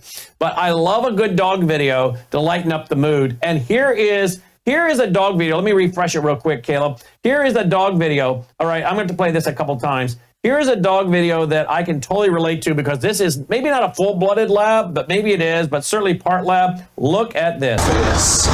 Oh boy, I've been waiting for this. What's up?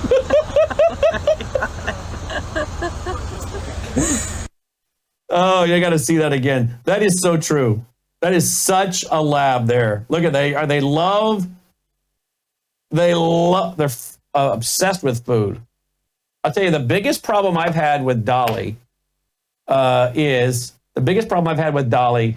getting her to quit surfing the counters. I've never had a lab, and I've had 6 of them. You're number 6. You know, I think from next, I've already decided. We won't talk about it too much in front of you, but if I get another lab, it's going to be 7.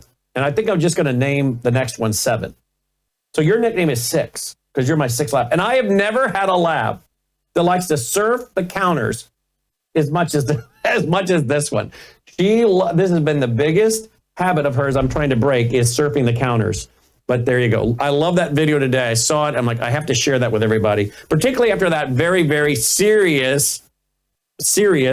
Are your eyes cleaned out? I have to clean her eyes out every day. Make sure your eyes. What would you do if you didn't have somebody to keep your eyes cleaned out, right? Mm-hmm. You know. So I thought I'd show you that dog video after a very serious conversation with Alex Newman. All right, right, Dolly? Do you like your pet bed? Do you think everybody out there should get a pet bed for their pet? You think so? Yeah, I know. You have one in like every room, don't you? We got 2 of them up here now because the mini schnauzer came up and took yours, and she's at the top of the pecking order. So even that little mini schnauzer tells you what to do, doesn't she? All right, well, there you go. All right, folks, remember, again, we give Dolly, by the way, Melissa actually said, do you want to take her off of Gatatana for a while? Maybe she's so hyper because you got her on that Gatatana.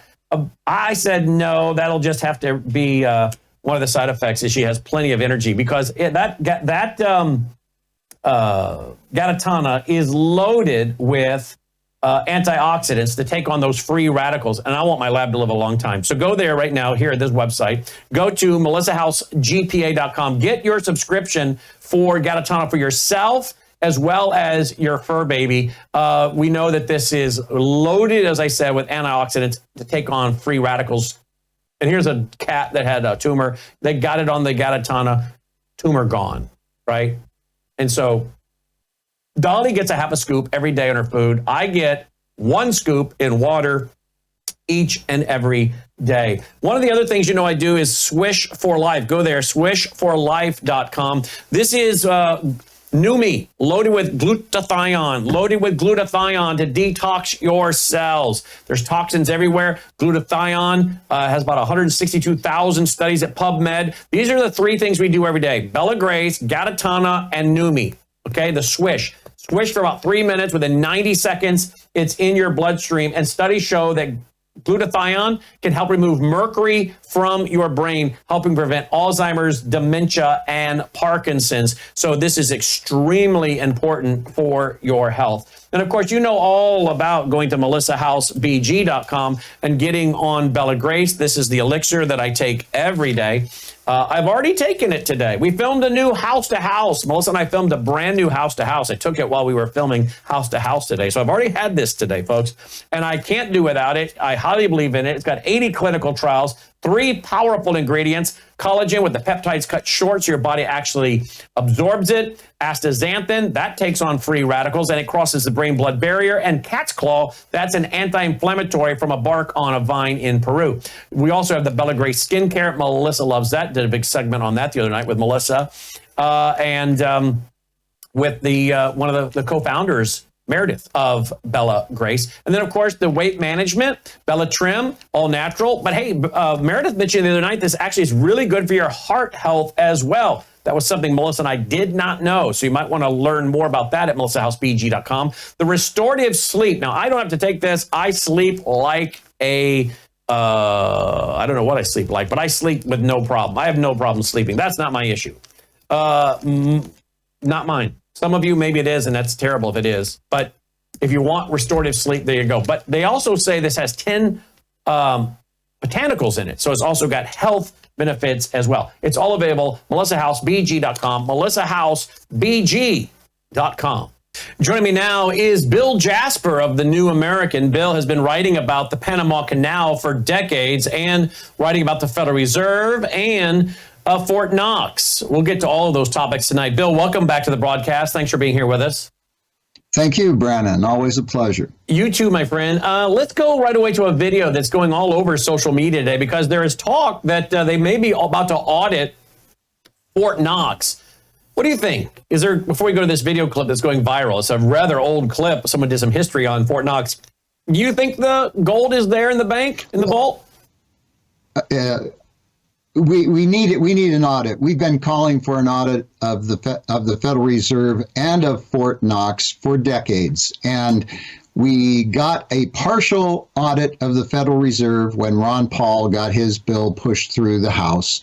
It was neutered in the Senate by Bernie Sanders, who pretended he wanted to audit the Fed, but he restricted it to a one-time partial audit.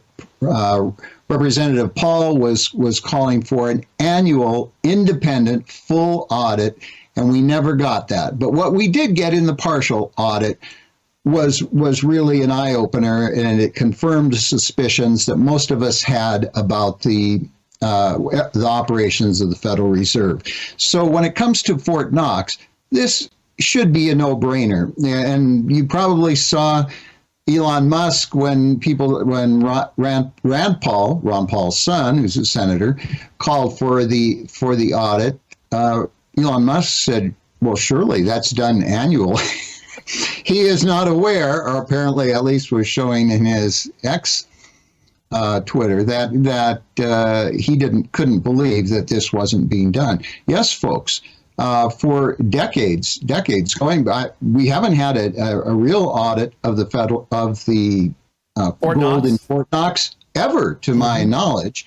Ron Paul introduced legislation multiple times. We reported on it, encouraged it, promoted it.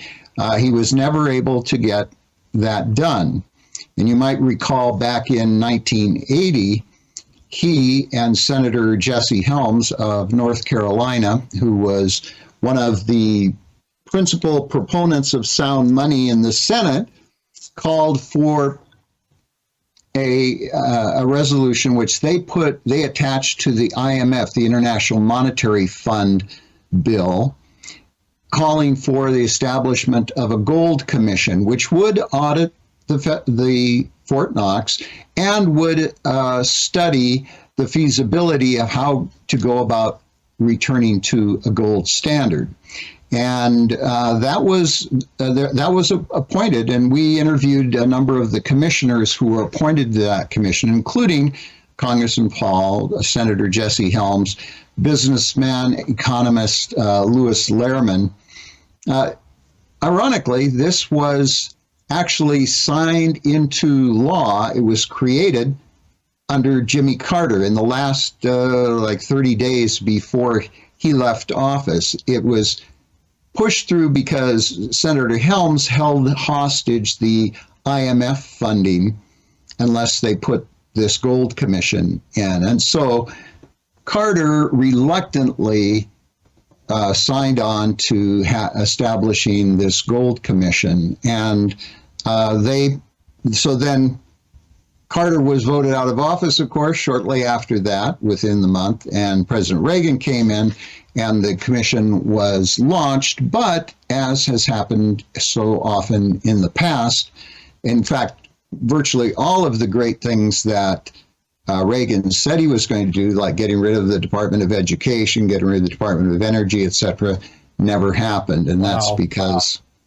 he had loaded up his administration with all the George Bush trilateralists, etc. Yep. And so, and then, of course, President Trump looks like he's going to actually accomplish some of the things he's saying. He's really going at it aggressively. I mean, this would be monumental if we get an audit of that, because, like I said, it's never been done, and we don't really know if there's any gold there or how much gold is there. Who owns it, because it's not just U.S. gold, reportedly, and again, this isn't confirmed, but reportedly, other nations store their gold there as well. Wow. And so we don't know how much of it is claimed by the U.S. Treasury, meaning the property of the United States government and the U.S. taxpayers, how much of it is claimed by the Federal Reserve, which is a private corporation owned by the banks, and how much of it is foreign-owned.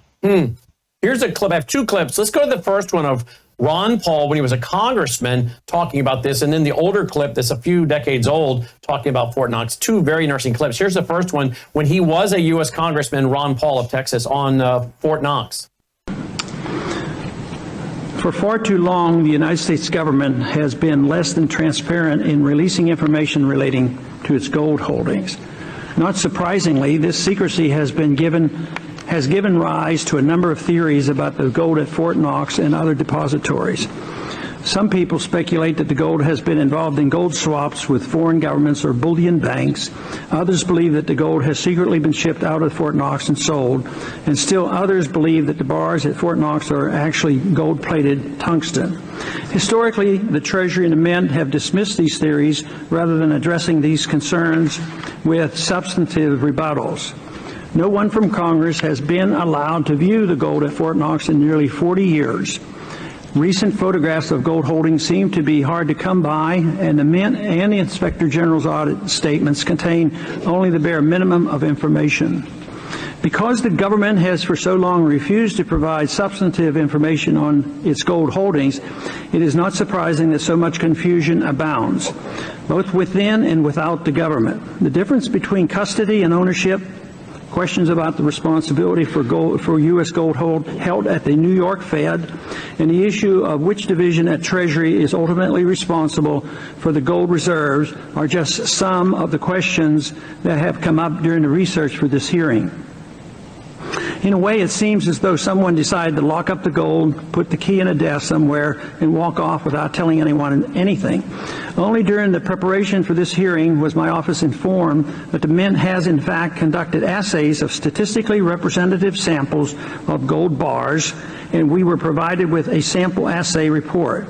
This type of information should be reported or at least tabulated and published so that the public knows exactly how many bars of gold exist, what their fineness is, and whether they are encumbered in any way through loans or swaps.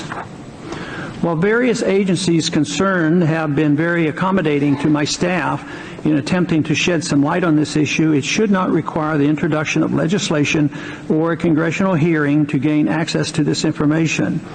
This information should be published and available to the American people. This gold belongs to the people, especially since much of it was forcibly taken from them in the 1930s, and the government owes it to the people to provide them with the details of these holdings. We would greatly benefit from a full, accurate inventory audit and assay. There's been a lot of speculation about the Fort Knox for a long time, and there's Congressman Ron Paul on that. Now, let me go to, before we go to the Panama Canal that you've been writing about for decades, and how President Trump might actually legally be able to take custody of the Panama Canal right now. Breaking news on that. Actually, I shouldn't say breaking. I think you've been covering that for some time, but it'll be new information that's very relevant for here. But let me go to about a 4.5-minute clip that's going viral right now on social media. What's very interesting, Bill, is that a lot of people are getting an education for the first time ever. Elon Musk didn't realize that the gold's not being audited every year in Fort Knox. Most Americans don't know squat about Fort Knox. Most Americans don't know what the Federal Reserve is. Most Americans do not know that it is a collection of about 12 private banks. They were given a federal charter in 1913, and that they basically have been, in my opinion, robbing us blind as a nation for decades, just as the great president from Tennessee, Andrew Jackson, warned about when he did away with a central bank in his day, and warned about in his farewell address in March of 1837. So a lot of Americans are getting up to speed for the first time in a long, long time. Right, Dolly? As she's playing the flag back there. Hey. So this is good news. Here we go. Watch this, folks. Naturally, gold prices immediately began to soar. 9 years later, gold sold for $880 per ounce, 25 times what the gold in Fort Knox was sold for. One would think that eventually someone in the government would get wind of what was happening and blow the whistle. The largest fortune in the history of the world stolen. Shades of the old James Bond film, Goldfinger. Well, as a matter of fact, Ian Fleming, the author of the James Bond series, was head of the British counterintelligence service, MI5. Some believe in the intelligence community that he wrote much of his fiction as a warning, as many authors of fiction do. If the removal of all the good delivery gold from Fort Knox can be viewed as a deliberate raid on the U.S. Treasury, then such an operation might well have been years in the making, namely 40 years. Certainly enough time for Fleming to get wind of it and try to prevent it. So just how did the story of the Fort Knox gold robbery get out? It all started with an article in a New York periodical in 1974. The article charged that the Rockefeller family was manipulating the Federal Reserve to sell off Fort Knox gold at bargain basement prices to anonymous European speculators.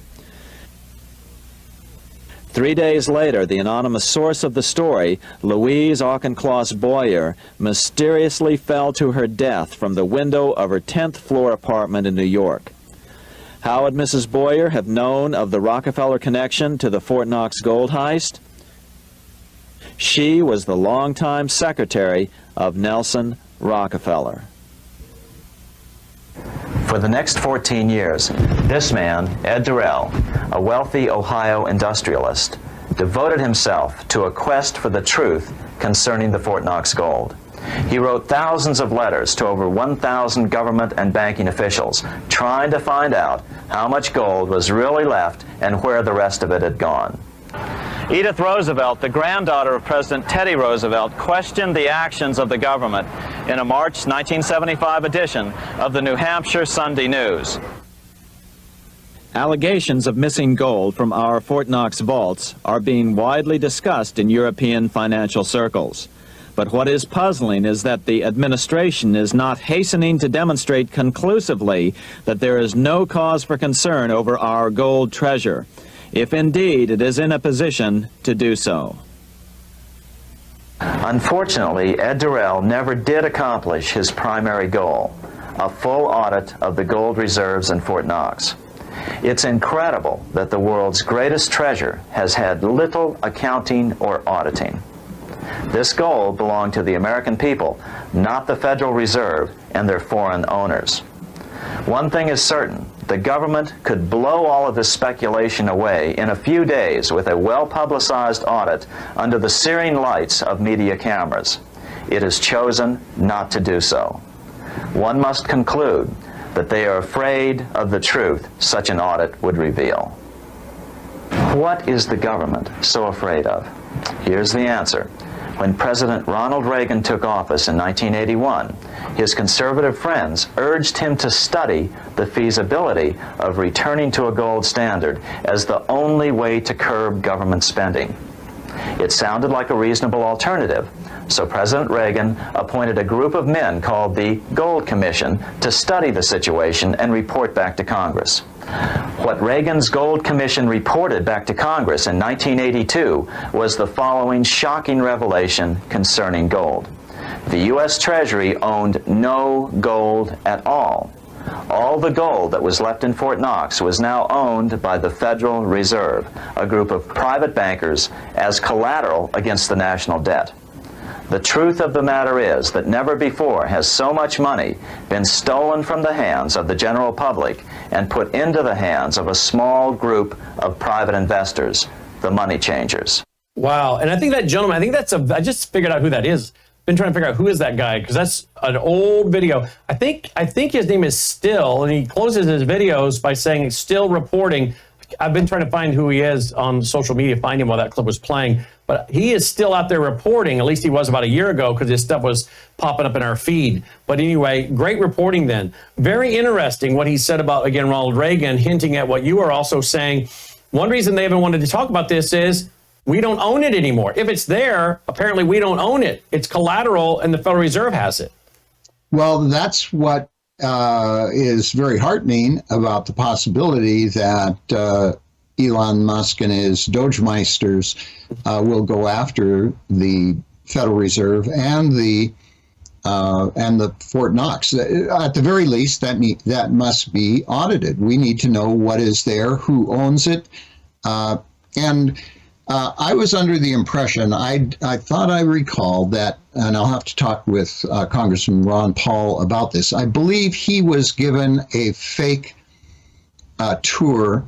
Meaning he was allowed to go to Fort Knox. I believe Congressman Phil Crane also went with, I think there were about three of them in the late 80s who were, to mollify them, allowed to go. But they were only, a real audit means you would actually count all of the bars. You would have to assay some of them, have them periodically, sporadically assayed to make sure that they aren't lead or tungsten or some other metal coated with gold. And that has to be done on a regular basis, and it's never been done. So we really don't know what is there. And then again, assigned to whom? Who is the assigned owner? In fact, here's a small little clip. This is an older clip too. I think this was back in 1974. Take a listen to this. For years, depository officials were pressured to open the vault for civilian inspection, but Fort Knox continued to refuse to allow the public inside. Finally, in 1974, for the first and probably last time, a dozen congressmen and 100 journalists were invited inside. Among them was a young senator from Kentucky called Walter Huddleston. As one who has lived within just a few miles of this installation for a good many years, but who has never been inside the front gate, I can say that it is with a great deal of interest that those of us from the Congress have this opportunity to view the deposit here and to learn just what is inside the gold vault here at Fort Knox. It was the opportunity of a lifetime. Illinois Congressman Philip Crane, who'd helped initiate the audit, was also there. Congressman Crane, you suggested all this. Why? Well, I did because there were rampant rumors and members of Congress were receiving a great deal of mail based on the charge that significant portions of our gold reserves at Fort Knox were gone. So I had suggested to Secretary of the Treasury Simon that I thought this would be a good way, I think, to dispel those rumors. The secret contents of the vault were about to be viewed by the public and recorded on film for the first time.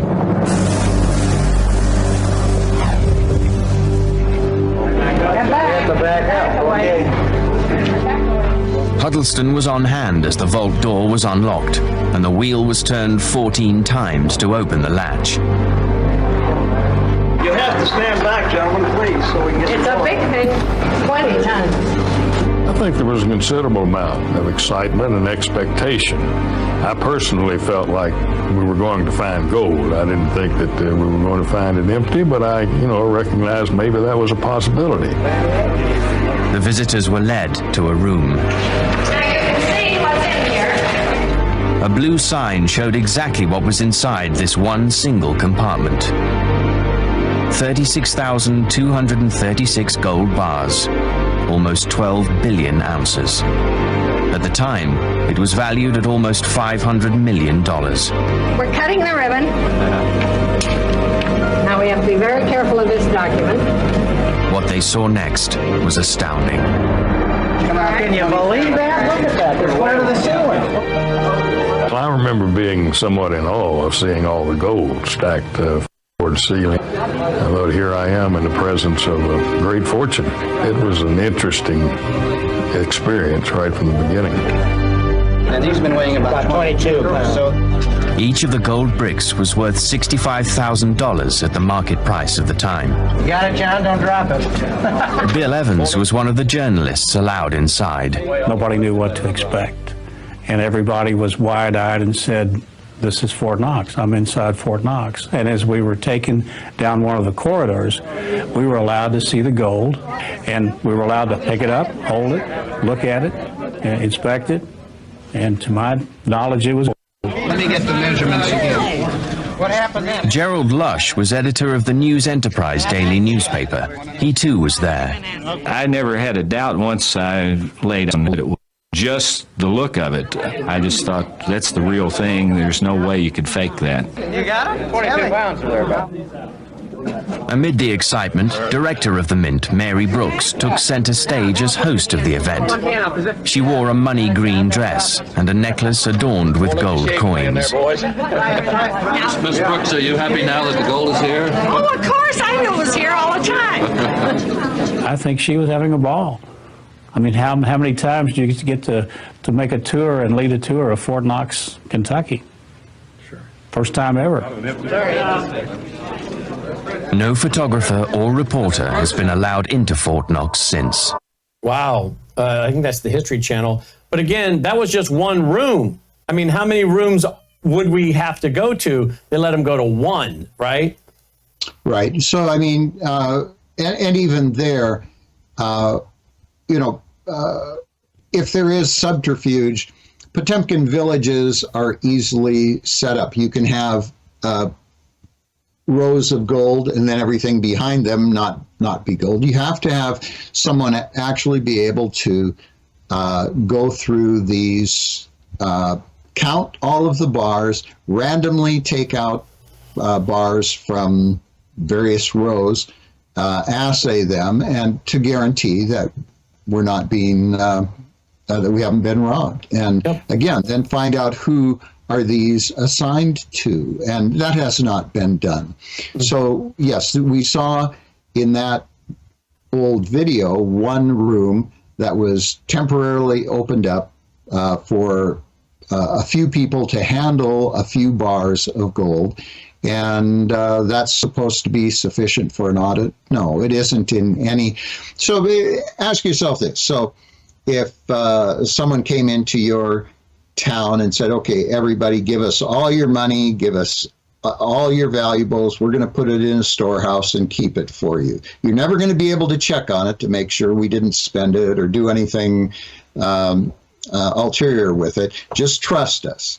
You wouldn't go along with that. You know you wouldn't. And yet we have, as a nation, allowed ourselves to be put in this predicament. And with all the talk of transparency, this is one of those areas where we definitely have to demand transparency. And to have a genuine audit, independently taken, independently verified, with full release of information to the public is absolutely necessary. And so with everything that the Doge is doing, this is probably one of the most important things that it could do. Let's switch to the Panama Canal quickly. We've talked about it before, but you researched this and reported on this for decades at the New American and the John Birch Society. What would President Trump, need to do today, tonight, this evening, Monday night, February 17th, 2025? What would he need to do to take legal custody of the Panama Canal right now?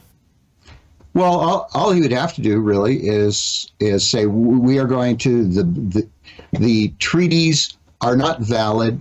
They never have been valid, and this is the most important point that I haven't heard anyone in his administration make yet, and that is on our website you will see we have the testimony of Dr. Breacher, who is one of the foremost treaty scholars in the world, testified on numerous treaties for decades, and he testified before the Senate about the treaties, and he said what every other genuine legal expert said. Look, a treaty is a contract. It is an agreement between two parties, and in any contract, particularly in a treaty, there has to be a meeting of the minds, and that is evidence that's manifested by both of you signing the same treaty. In other words, if I sign one agreement and it says something and you sign another agreement and it says something different,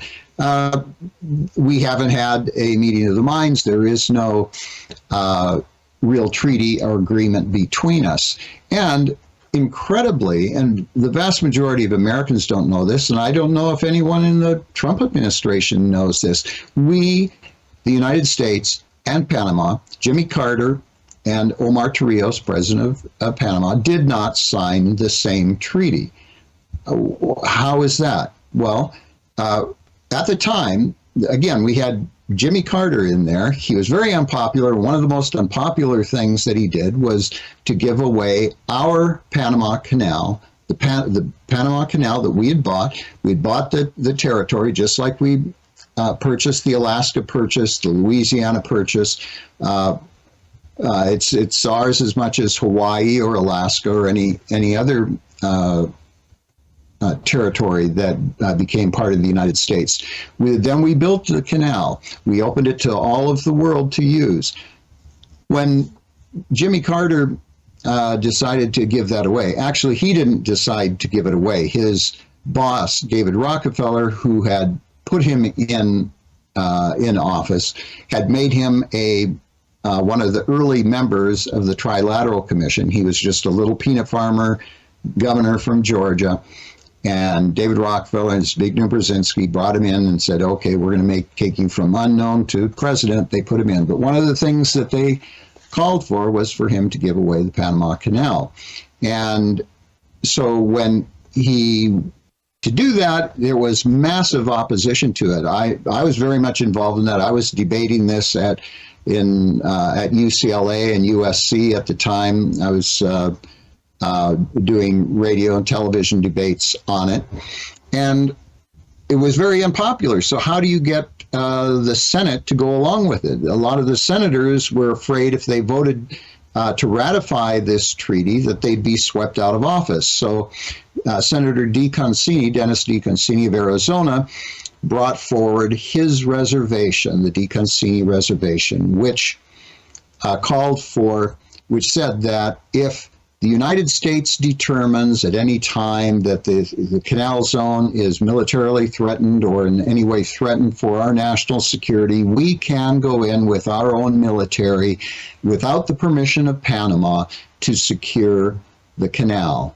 And so that gave the waffling senators, both Republican and Democrat, who were being pressured by the globalists to sign on to this and by all the media, it gave them protective coloration that, okay, well, it's okay if anything happens, we'll be able to go in and protect and secure the canal for our national security and commercial activity. Well, Torrijos didn't accept that reservation, and that wasn't included in his treaty. And so Jimmy Carter and the press, because the media knew this, we knew it at the time, that Torrijos was claiming, no, we won't accept that reservation. Our media, just like they were lying to us now during the election and on every other major issue, they kept that quiet so that the American people wouldn't know that protection, that clause was not there. And so all these years that has gone on with the charade going forward. And as we warned at the time, most people would find this amazing, but clear back in 1979, we were warning that communist China, primarily through its surrogate company, Hutchison Whampoa, run by Li Ka-shing, the billionaire CCP puppet from Hong Kong, was taking control of the ports on each side of the Panama Canal, and that is in violation of the treaty which Torrijos did sign, which Panama did sign. And so their treaty does include that they cannot transfer the ports to a third party or any of there are over a dozen military forts and facilities within the Panama Canal zone. So they're prohibited from turning over any of those facilities to a third party, and they have done so.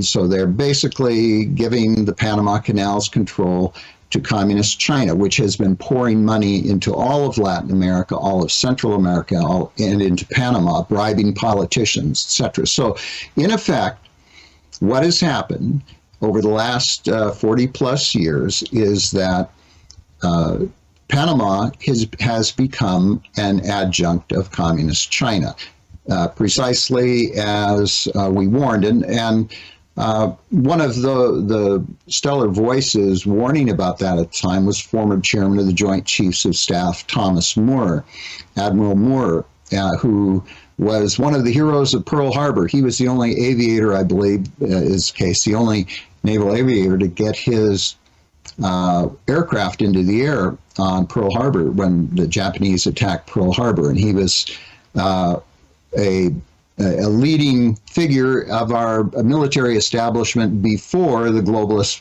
populated it with all of their political generals and admirals, which have been destroying our military for the last several decades. So Admiral Moore, and on our website, you'll see an interview that I did with Admiral Moore and Admiral Paul Mark Hill,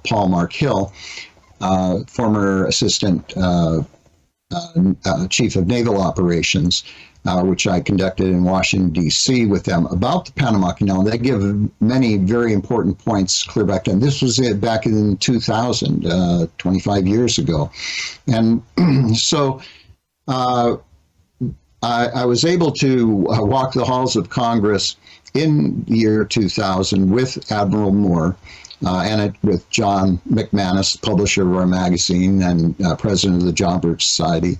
And we walked around and talked to senators and congressmen at that time, trying to renew interest in this. It had already been 20 years that they had, since the treaties had been signed. So now it is 45 years after the treaties are signed. And finally, we have a president who recognizes that this is a existential threat, a very deep threat to America that we have to address now. And so President Trump can do this at any point. Yes. So the treaties are invalid. The treaties are broken. So first of all, the DeConcini Reservation canceled it out right away. But now they've broken the treaty by allowing China to come in and take control. Does President Trump know all this? Does he know what you've been laying out here? Well, hopefully he does. We've gotten it to various people who should have been able to get this to him. But he recognized that when he sent Secretary of State Rubio, Marco Rubio, down there, that the China threat was enough. So Rubio put pressure on Panama, and they reneged. They said, okay, our memorandum of understanding with China is going to lapse here shortly in the next 2 months, and then we're not going to renew it with them. That is not a full assurance that China will be out of there. Really, we need to take back control of the canal, which we built, which is ours, which we paid for, and which benefits Panama and all of the world. Absolutely. World commerce, world trade uses the Panama Canal. And China is already busy working with the communist government of Nicaragua to build a new canal there. Okay, let them go ahead, try that. But we need to take back the Panama Canal. 100%. Bill Jasper, longtime journalist with lots and lots of research and lots of articles at the New American or jbs.org, right? Correct. jbs.org, jbs.org, senior editor at the New American. Always a delight to visit with you and your years of understanding and history and knowledge. Thank you, Bill, for enlightening our audience tonight. Thank you, Brandon, for all you do. Thank you. Bill Jasper checking in, folks. JBS, John Birch Society, jbs.org. Now, remember, folks, I don't think you're going to get a lot of the so-called conservative networks to do what we just did, are you? I don't think so. A lot of them are not going to talk about this to this degree, but that's why we are a unique network, and we're brought to you by you. Again, we could have interrupted that conversation several times to sell you soap and pickup trucks and some pharmaceuticals and cruise or whatever else is they advertise, some workout equipment. But no, we don't do that. That's not how we get this network funded. We get it funded through your partnership with us through, in part, our foundation. Also, you work with us through our sponsors. Please consider going now, worldviewfoundation.com, and helping us keep this format. If you like the format we have, where we're not interrupting our guests with commercials to sell, like I said, pickup trucks or soap or something, dishwasher detergent, then please support our foundation so we can keep the format you have come to appreciate. We do have companies. In fact, we have companies that will knock on our door that say, we'd like to take over all of your advertising and fill it up. And we're like, thank you for contacting us, but that's not what we do. So again, we're brought to you by you. Please consider going now to worldviewfoundation.com and making a contribution of any size, any amount. Never underestimate even giving $10, $20 a month, because that really is how we bring in most of the funds, is through small donations by just Americans and people in other parts of the world as well, but mostly 99% Americans. Worldviewfoundation.com. You will find our mailing address there if you prefer to support us through the mail. Another way you can support us is by going to worldviewtube.com/sponsors. worldviewtube.com/sponsors. Don't forget about our our Milwaukee rally coming up, our Worldview Radio Understanding the Times rally on Tuesday evening, April 15th in Milwaukee at the Waukesha Expo Center just outside of Milwaukee. It's free, but you need to get a ticket so we can have enough chairs put out, because they charge us $2 a chair. We don't want to put out too many. We don't want to put out too few, all right? So get registered for that. Dr. Andy Woods and myself live in person. It's free, but you got to have a ticket. We're also brought to you, one of our sponsors, by our Vault. Now, you definitely want to sign up for the Vault because this Saturday night in studio, we moved it from the theater for various reasons into our studio, which really was a good thing because now they're predicting snow for the Mid-South. And even the threat of snow makes people go, well, a little extreme. All the eggs and all the bread and all the milk will be gone. That's if there are any eggs. Went to the grocery store with my wife this weekend. No eggs. A couple of different places. No eggs. They're killing all the eggs. They're killing all the birds that lay the eggs, I should say. I guess due to the bird flu. So I don't know. I don't know what these folks are going to do when the snow starts to fly here in the Mid-South because their natural conditioning is to go grab milk and eggs. Well, they may not have eggs to grab. But it's a good thing that we did not go through with doing this in a theater because maybe nobody would show up if there's even a dusting on the ground. So we'll stay here in the warm studio. But on Saturday evening, this coming Saturday evening, February 22nd, in studio, Colonel Rob Maness, J.J. Jasper, and Todd Bensman. J.J. Carroll, sorry, I knew another guy with that last name. J.J., what the name I said. J.J. Carroll, thank you, Logan. And it will be for Vault members only. You will have to be a Vault member. So please join now at worldviewtube.com/vault. By the way, if you would like to send in questions, if you're a Vault member and you have a question for J.J. or Colonel Maness or Todd Bensman, go ahead and email in your questions. And I'll endeavor to ask them your questions on Saturday evening. You can email me, Brannon, Brannon, Brannon at worldviewtube.com. Put in the subject line, February 22nd question. Put that in your subject line so we can quickly search our email box, find your questions. Just email me, Brannon, Brannon at worldviewtube.com. Good job, Logan. And put in the subject bar, February 22nd question. And if you're a Vault member, I'll ask that question and you'll be able to hear the answer. So again, please be sure to get registered if you're not a Vault member so you can be a part of it on Saturday night. Our next big event coming up for Vault members, live streamed only, will be our April 15th rally at the Waukesha Expo Center. You'll have to be a Vault member to watch that as well. worldviewtube.com/vault. Okay. And then spread the word about that, by the way, for any of you that have family or friends that are in the Milwaukee, Illinois, Michigan area, have them come join us for this free evening, April 15th. Tell them about worldviewtube.com/events. Then we have another event coming up. I won't be telling you about that right now, but I do have another event we're going to be doing. Pretty sure, not 100%, that your guys are going to really appreciate, okay? That's coming up, and that'll be for Vault members only. Then, October 3rd and 4th. Should I tell them the big news, Logan? October 3rd and 4th. He's trying to remember what the big news is. October 3rd and 4th is going to be our national conference. We held it in Branson for years. Now we're bringing it to the Mid-South. Memphis, Tennessee. We held it in Branson for years, then Lake of the Ozarks. Beautiful Lake of the Ozarks. Gorgeous. But it's not the easiest place in the world to get to. I grant you that. And not a real close airport. You got to come into Kansas City 2.5 hours away, or Springfield, Missouri, about 90 minutes away.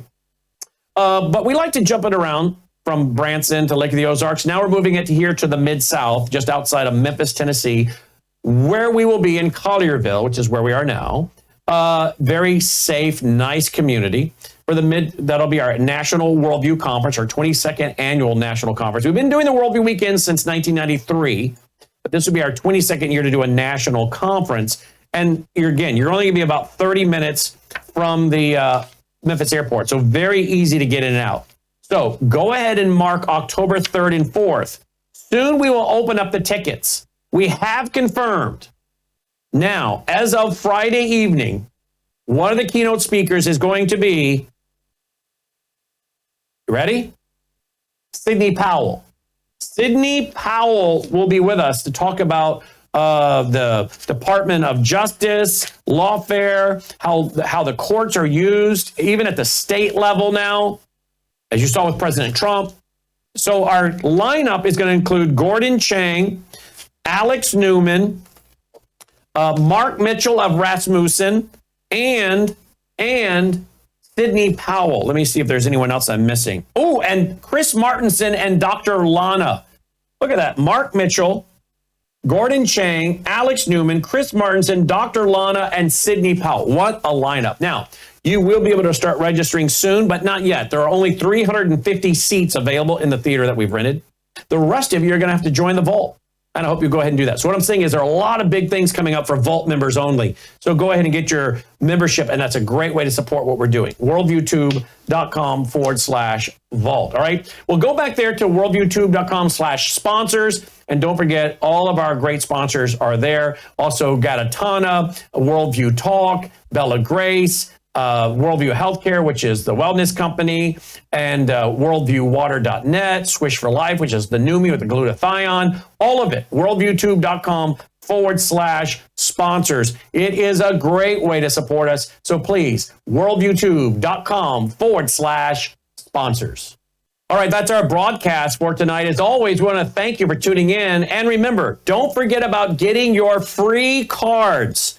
Okay, these cards are free. You guys have been asking for them for a long time. Business cards that talk about Worldview Tube, front and back, short description about who we are, what we do, what makes us so unique. We're offering them for free in packs of 20, and the orders are flying in. They're free. Now, we're doing this because you guys have been asking for it for a long, long time. So order your pack of 20, folks, right now, and just pass them out to people.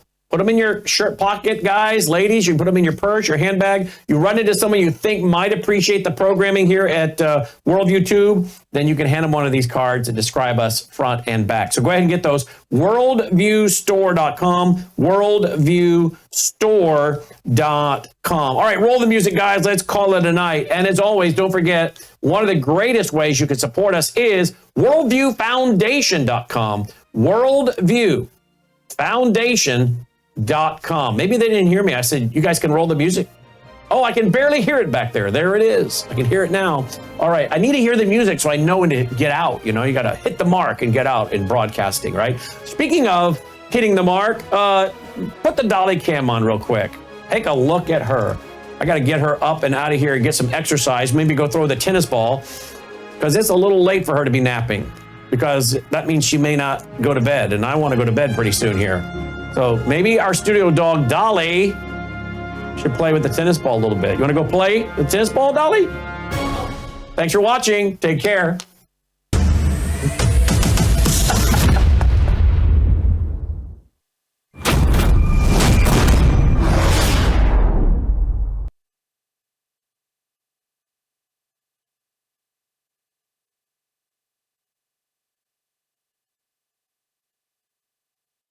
Hello, I'm Brandon House. Is the government tracking you? Do they have access to all your data? Well, if you go to worldviewtalk.com, you'll find out about a cell phone company that, well, does not store your data.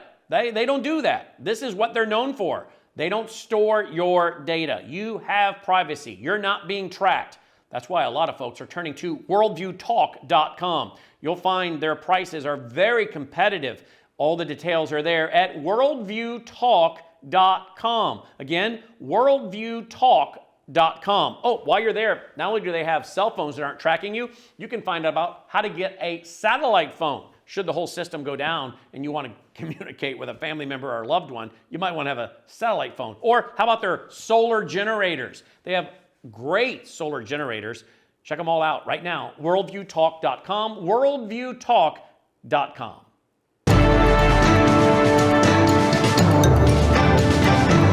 Faith, spiritual values, moral issues, government, economy, education, work, responsibility.